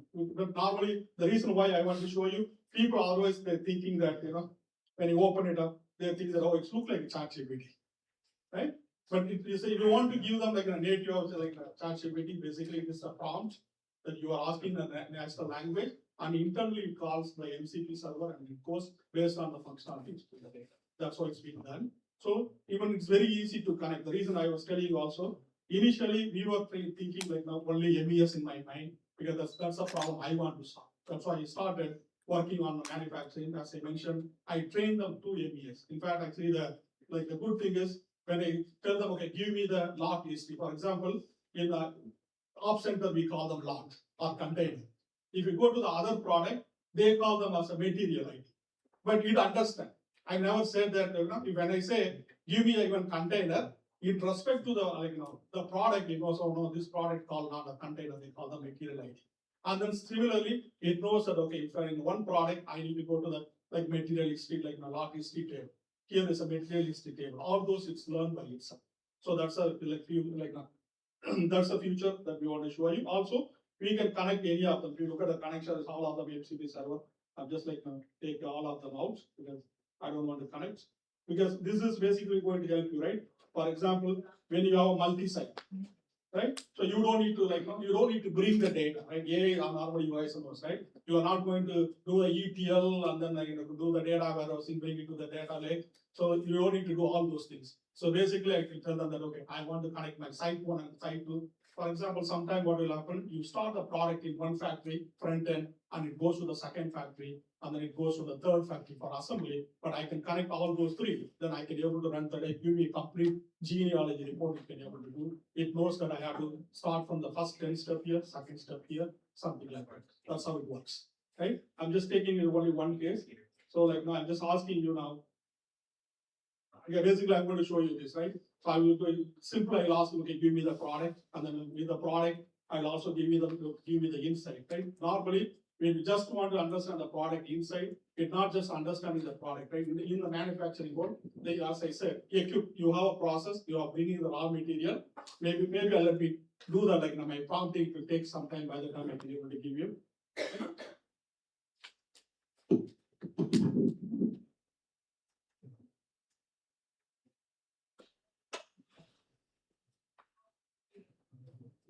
Okay, I'm just telling you, right? List of products with what does that mean? I just don't want all the product. They give me the product which has a big mean it as a quantity. It goes and then it's bringing all of them, including it will say the big quantity also.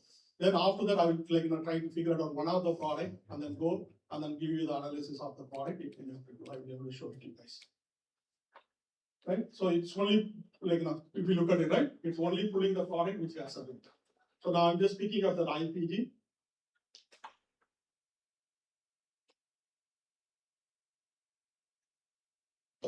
So basically, I need to go for my meeting, right? So that as a guy, when I walk into the meeting, I need to give them, okay, hey, today we are running IPG product, when it can be delivered, what are the bottlenecks. So I want to give them all the insight about the product, right? But now, if you ask somebody, you have to pull two guys, then they have to run multiple reports. They can download from WIP report, look at the quantity, where all it's sitting, and the other guy will look at what are the equipment, what are the equipment status. Other guys goes and say that, okay, I need to now connect it to my other system, which is the maintenance management. Okay, there a couple of tools is down, and then they need to analyze why it's down. Or tool to tool variation. Some tool do the good product, some tool do not do the good product. Normally we use Six Sigma, okay? We will use a Six Sigma and lean manufacturing, multiple technology to solve this problem. But all those embedded here now. So what I'm going to ask is,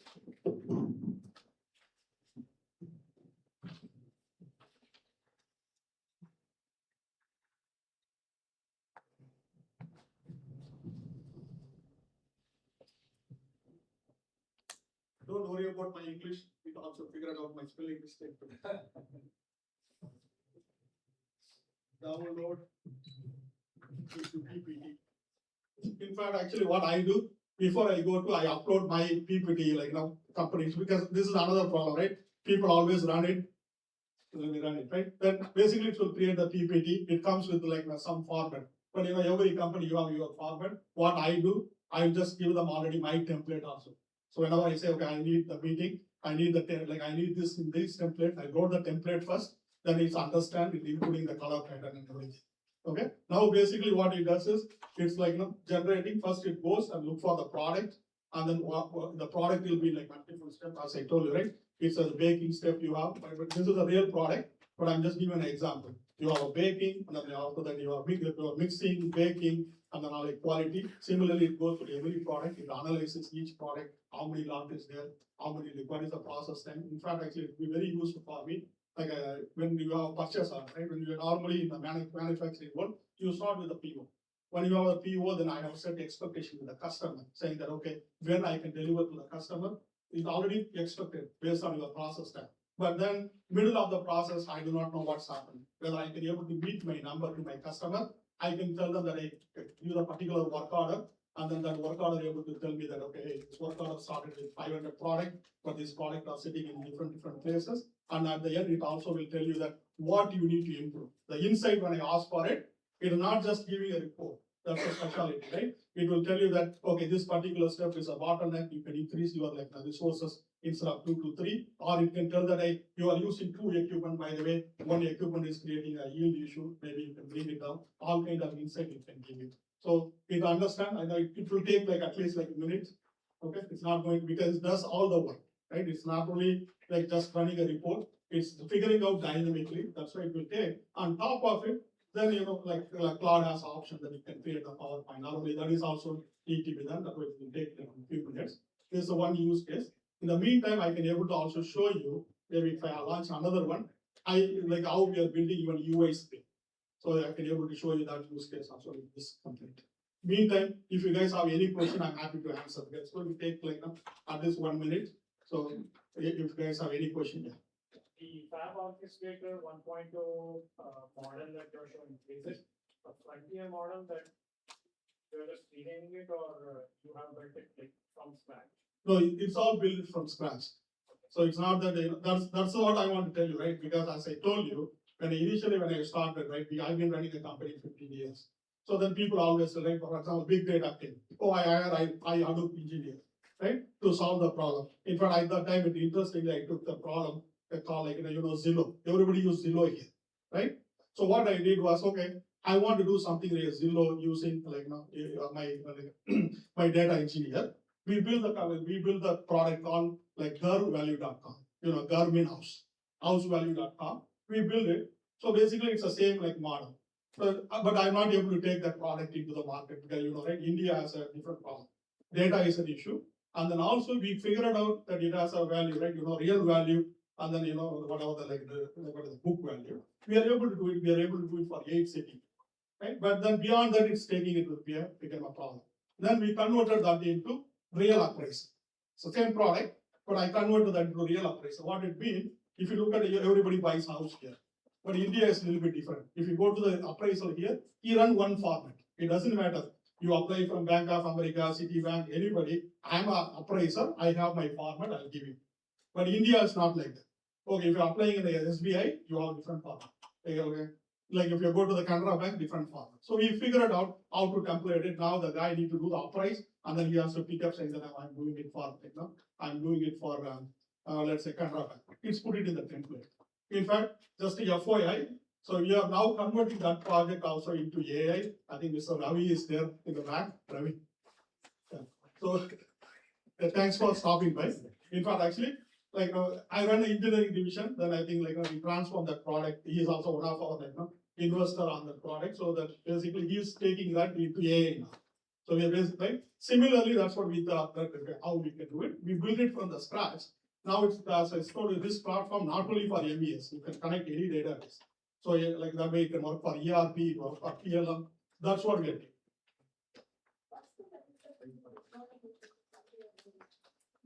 So, okay, that question, hold on it. Okay, I'm not the expert. You can ask the question to Jyoti. Okay, so that's the reason I was telling you, right? So already the result came.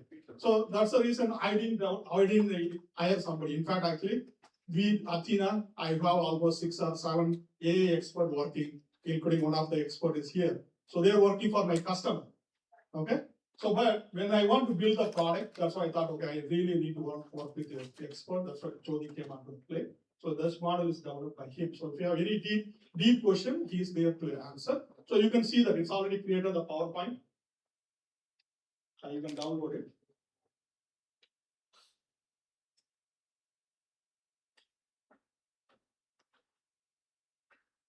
So,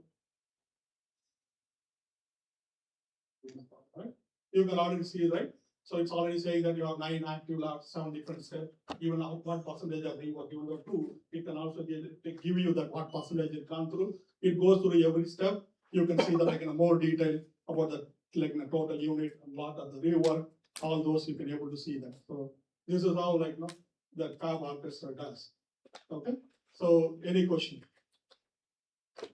And also it's giving, as I said, right? Finally, it's not only just the report. It's giving you action what you need to take, what you need to take to adjust the numbers. So all those can you get. Okay, so I have, in fact, actually, many people may not know, because I don't want to run it, but I can show you the wafer map. Because if you work in industry, there's a semiconductor industry, So building this UI using my developer, it takes a long time.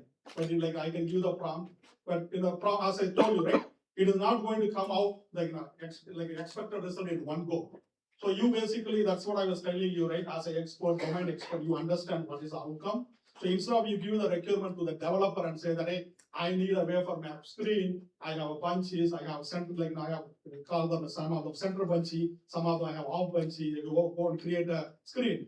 Right? You need to write a USR requirement, and then that guy comes with analysis or gives analytical ways, and then you come up with, okay, my timeline is going to be 4 to 6 weeks. Okay. This I built it within 10 minutes while I was in the conference, just nothing to do. I was just prompting, I was able to do. I can reproduce this also. So basically, when I'm telling that, okay, take the product and then build me a wafer map. Initially, it did not come with the circle. It came, all of them came, Then it came out of the circle. Then I told them, oh, no. Like in a wafer mean it's a circle. I want you to put all of the bunches inside the circle. Then it arranged it in order left to right. Right? Then I need to tell them that, okay, now just redo this because my like the center line is line like a row number 4, which is my like we call them like a row bar. Bar number 4 and 5 put in the center, rearrange it, it's done. But I didn't tell them that there is a center bunchy, right? And there is a like an off bunchy. All those AI figured. It given me like for example, if you look at it, right? The roll over you can see. That says it's a center bunchy. So if you go here, it's off bunchy. All this information I didn't give.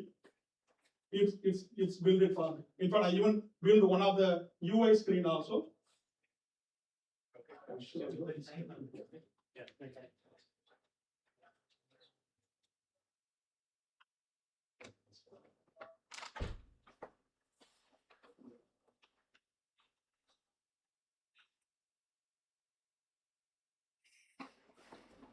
Okay.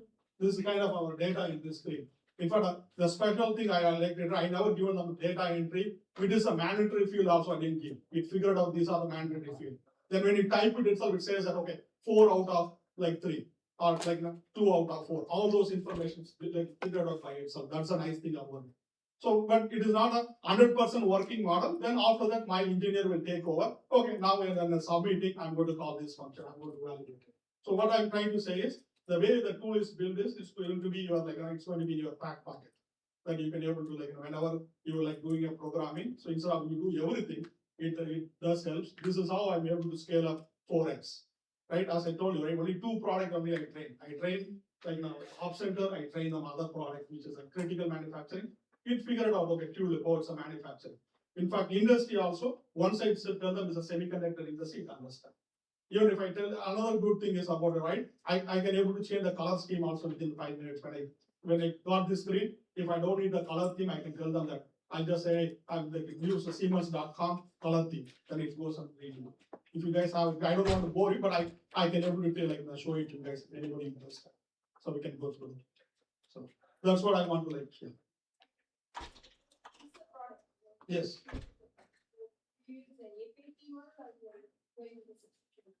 Okay. And what is the ROI on it? Because AI, everybody hypes about AI. So there's no API here. Okay. Just in a simple plain English, agent doesn't need an API. Agent just gives an instruction. So it's all functions based on instruction. As I said, you could imagine all practical purpose. There's another human. You cannot touch and feel. That's the human system. So whatever you think you are doing, the same thing is the agent is doing. So there's no API. ROI, it depends on, it's a very broader term. We need to define when we say ROI. So the primary objective here, one is productivity.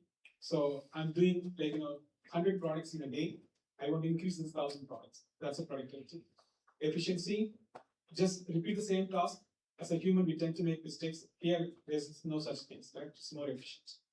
So those are the things you could see in the productivity, either in terms of like ROI, either it's a productivity or efficiency, cost, etc. So it's based on how the client is going to see this one. From our side, the primary ROI is productivity and efficiency, cost.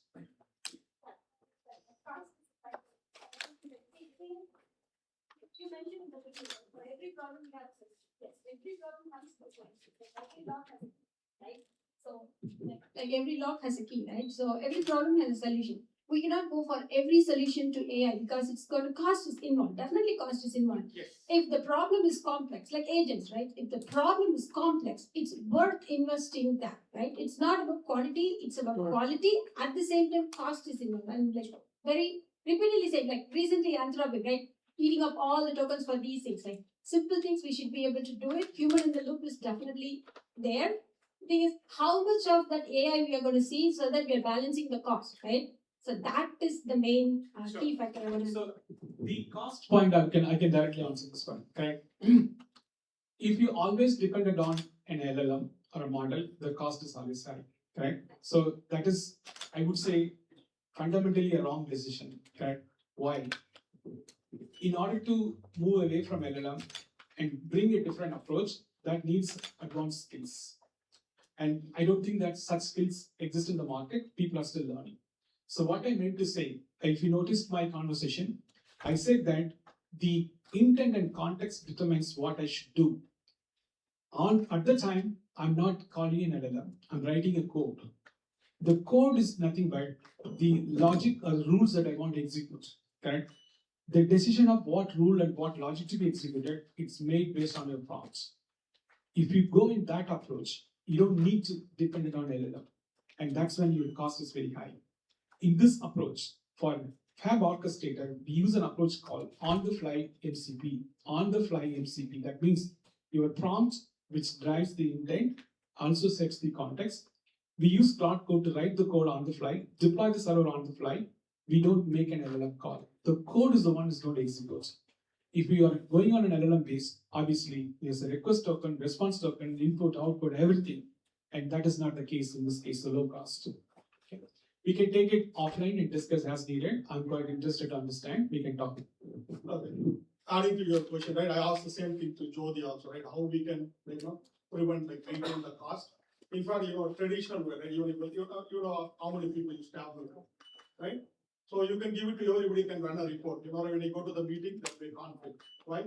The guy, what I given a condition is different, what you given a condition is different. Then they are going to find out, okay, whose data is fine, right? Same problem will be here also. That's why I'm asking Jyoti, I think he's helping us now. So there will be a power user. Once the power user runs the report, then it will convert it into a dashboard. So the next time, so automatically when they run the report, it's refreshing the dashboard and will be done. That way we are controlling two costs. Our model does it. That way I'm not going to use a token, there's no retrieval token, right? So that's why I'm controlling the token cost also. And then also give the reliable answer to the customer that they don't need to push in my data, right? Those are the things I think, as I told you, right? This is the two my brain working, right? I'm working from purely as a domain experience, what my customer wanted. He is coming from his hat and say that, hey, as a AI, how I can solve. So that's how it's like, as I told you, right? This product, it's 1 year. As I told you initially also when I started, whatever I tell him, Jyoti says, that is not a AI, that's a ChatGPT. I even told Kumar, I may need like a 3-month time to understand what AI can do, then go back and talk to him. In fact, literally I paused, he knows, I paused him like now. He was thinking that why Senthil didn't talk to me. I literally paused because I need to understand a little bit more before I go talk to him. I think then the combination works. That's what we want to give you. This platform is really powerful. People want to use it. Thank you. So, thank you. One announcement. Everybody, thank you for patiently waiting. We'll wrap this quickly. You all have a lunch, and you have all of you registered. You have a T-shirt too. When you go there, and you can pick it. Okay. So that's a thank you to Sandy. He did for. Yeah. Speaking. How you guys are connecting this data is a different. Sure. I can answer the question. Maybe after the session. I don't know if everybody's interested in this and such in-depth technical conversation. We can take it. I'm not saying no to you, but we can. So again, thank you again. This is a vote of thanks session. First of all, I want to thank you, all of you registered and many of you committed to come here. I was worried because there's so much interest and there's so many people registered because the city has a restriction how many people allow. Really, I was really little careful to minimize, but I thank you for all of you here and patiently watching and encouraging this event. This only the communication need to go through, at least you are impacting this EAA community, how you really take this message to community. That's very important. It's not over for making money, but ultimately you really take these skills to other people, how we really help them to grow the community. That's the way we did here. And I want to really take this a quick moment to really talk about overall here. I think Raj Salwan Mayor, when I approached him, this is we put very short time. You might have noticed 3 weeks. 1 week we were in conference. So it's a very tight schedule, but Raj Salwan agreed to really come on here. He has another schedule, but thank you to him. Let's give a big hand to him.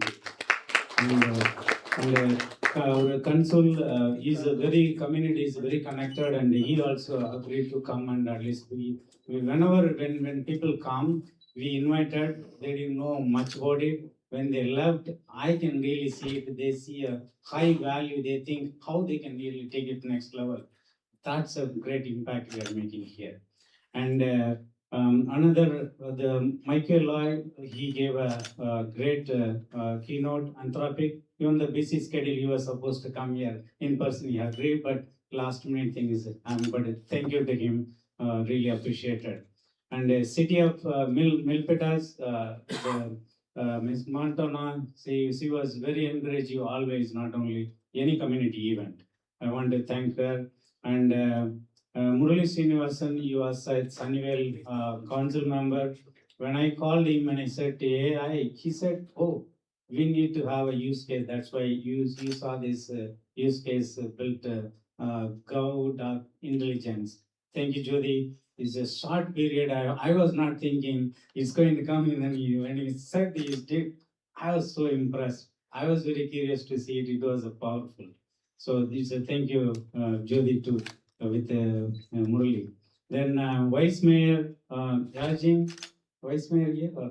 Okay.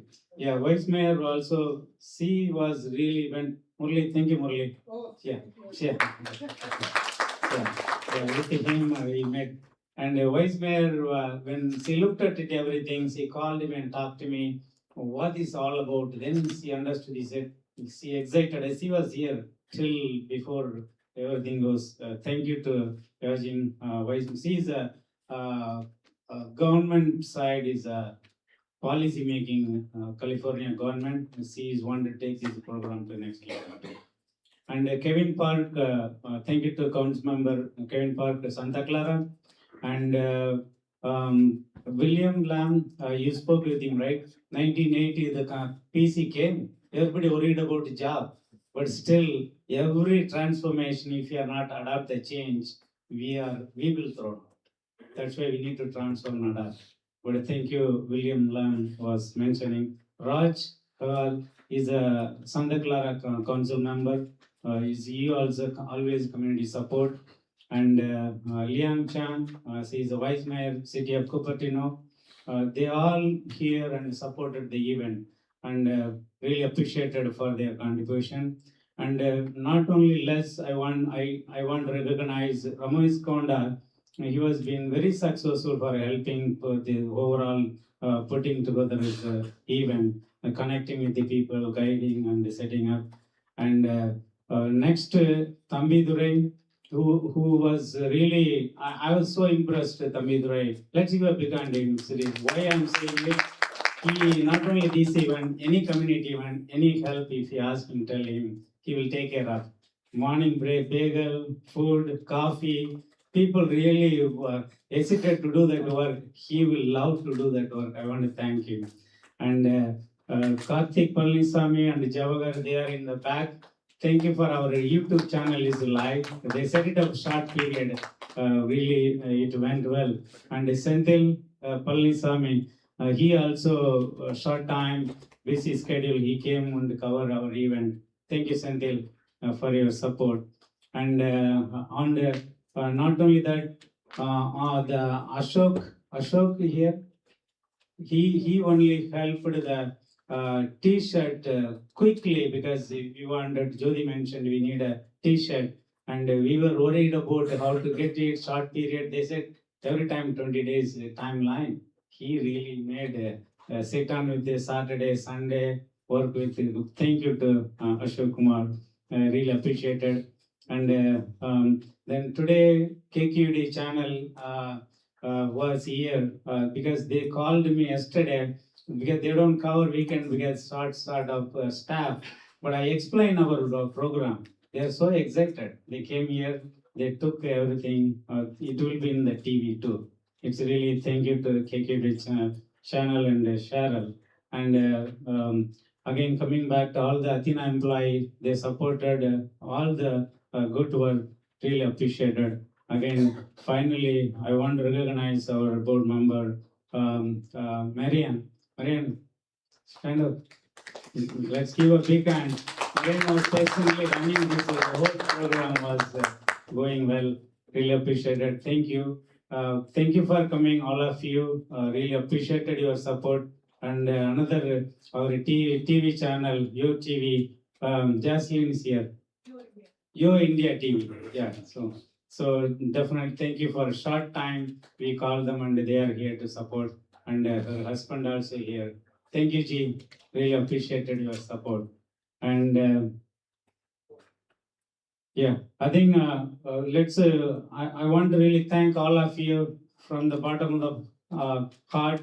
I think Athena Tech is a 15-year-old company. It's a build a great wealth all area. The Agentic AI added is going to be next level. Really appreciate it. Thank you, Senthil, for giving the opportunity. Everything is put together short time. Whenever you ask if you do this one, very flexibility is employee friendly. That's the way the company is growing really. Even the company experience, if you look at it, 12 to 15 years. The company is 15 years. The employee stays 15 years. Nowhere I seen that long people stay. So thank you again. Then I want to really respect the time. I'll give it to Peter. Let's we'll have the close. Okay, Kumar. No, thank you very much. I know it's been a long day. I'm going to keep it kind of short and quick. First, welcome. Namaste, and my favorite word. Yeah, Monica. That's the only word I did pick up since I've been at Athena. I'm one of the few non-Tamil speaking people in the office, but I'm learning better every day. These events, you heard about AI. I'm not going to talk about it. We heard good things, bad about it. We heard the vision. It's kind of unknown, but it's definitely here. It's really is a wave of the future, and you could look at it, or you can get on it, or you can get in front of it. But it's good. It's happening. It's happening now, and I'm very fortunate to be with Senthil. Senthil and I go way back. Spent a lot of times doing a lot of hard manufacturing in our lives. I welcome Jyoti. We do have a valid, I would say, an actual scientist, an expert of something that we do. So we do have the domain experience. As one question came up, domain experience. You need to have that to find out how is your results correct. We have that experience. We have the domain experience. We have an actual data scientist that we can talk to. We don't have to talk to ChatGPT or whoever to find the answer. So we do have it. So it's exciting. And I want to thank Mr. Kumar. I think he's like the glue that kind of happens. None of this happens without some cohesiveness, and he's really the bonding force. So thank you, Kumar. And the last, I want to thank everyone that came out, especially Indian TV. That's fantastic. All the people helping us.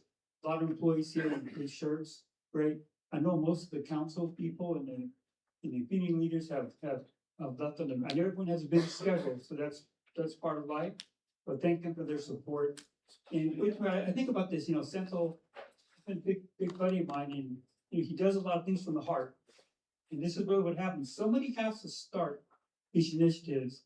You may look back on this day 5 years, 10 years from now and say, hey, how did I get involved in the AI? How do I have the job I have today in 2035, per se? And you say, God, you know what? There was this event that happened in Fremont on a Saturday. They talked about AI, a workshop, Claude. Well, Claude may not even be a word 7 years from now. We don't know. But all things start with a purpose, and somebody has to jump in and get the people. So you may look back on this day, maybe you, your kids, your grandkids, 10, 20, 30 years down the road, figure out, how did I get where I am today? And you may come back and say, we went and took a flyer. We looked at this event that happened. So I want to just put that in your mind. Things happening. Something we talk about in America is pay it forward. What that means is some of the people that have been around for a while, myself included, you've done things good in life, you built a lifestyle, and at some point in life you flip and say, I need to do something that can help the next generation. I think this is one of those moments. Right. So I really thank everyone for attending. Jyoti, really fantastic. Kumar and Senthil and Marianne and all the Athena people that helped out. So really thank you. Anything else you want to say? Close me? Oh, thank you, guys. Okay, thank you. As I mentioned, right, So it's not, we don't look at everything as a business. We are very open. We are not just mean it for the PowerPoint or like we're talking on the stage. Anytime if you guys need any help on the AI, that we are here to help you. As I said, you are talking about our our environment is available. If somebody wants to use it, we can even help you guys. We are not looking for money, right? So basically, we want to help the community also. We want to help each other grow. That's our policy. Thank you, guys. So you all got that certified Agentic architect, right? Can you talk about? If you have any questions, not just on what we discussed, in general, if you have any questions around AI, whatever you think that you wanted to get an answer, I'm outside, we can discuss. So coming back to the Tollik programs, we will make an announcement. We have your emails, we have your contacts, we'll send out apparently. So we're still working on how the programs will be launched, and they're very close. So we are going to send an announcement in terms of how the programs will get started and how you get involved and all. So please stay tuned, and we want to thank you once again for all of you coming here on this Saturday. Thank you so much. Take care.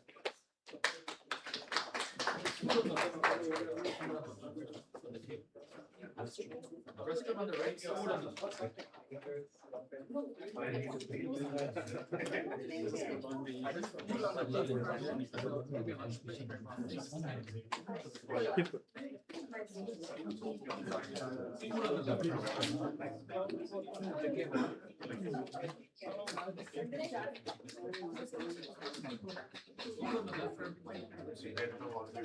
yeah,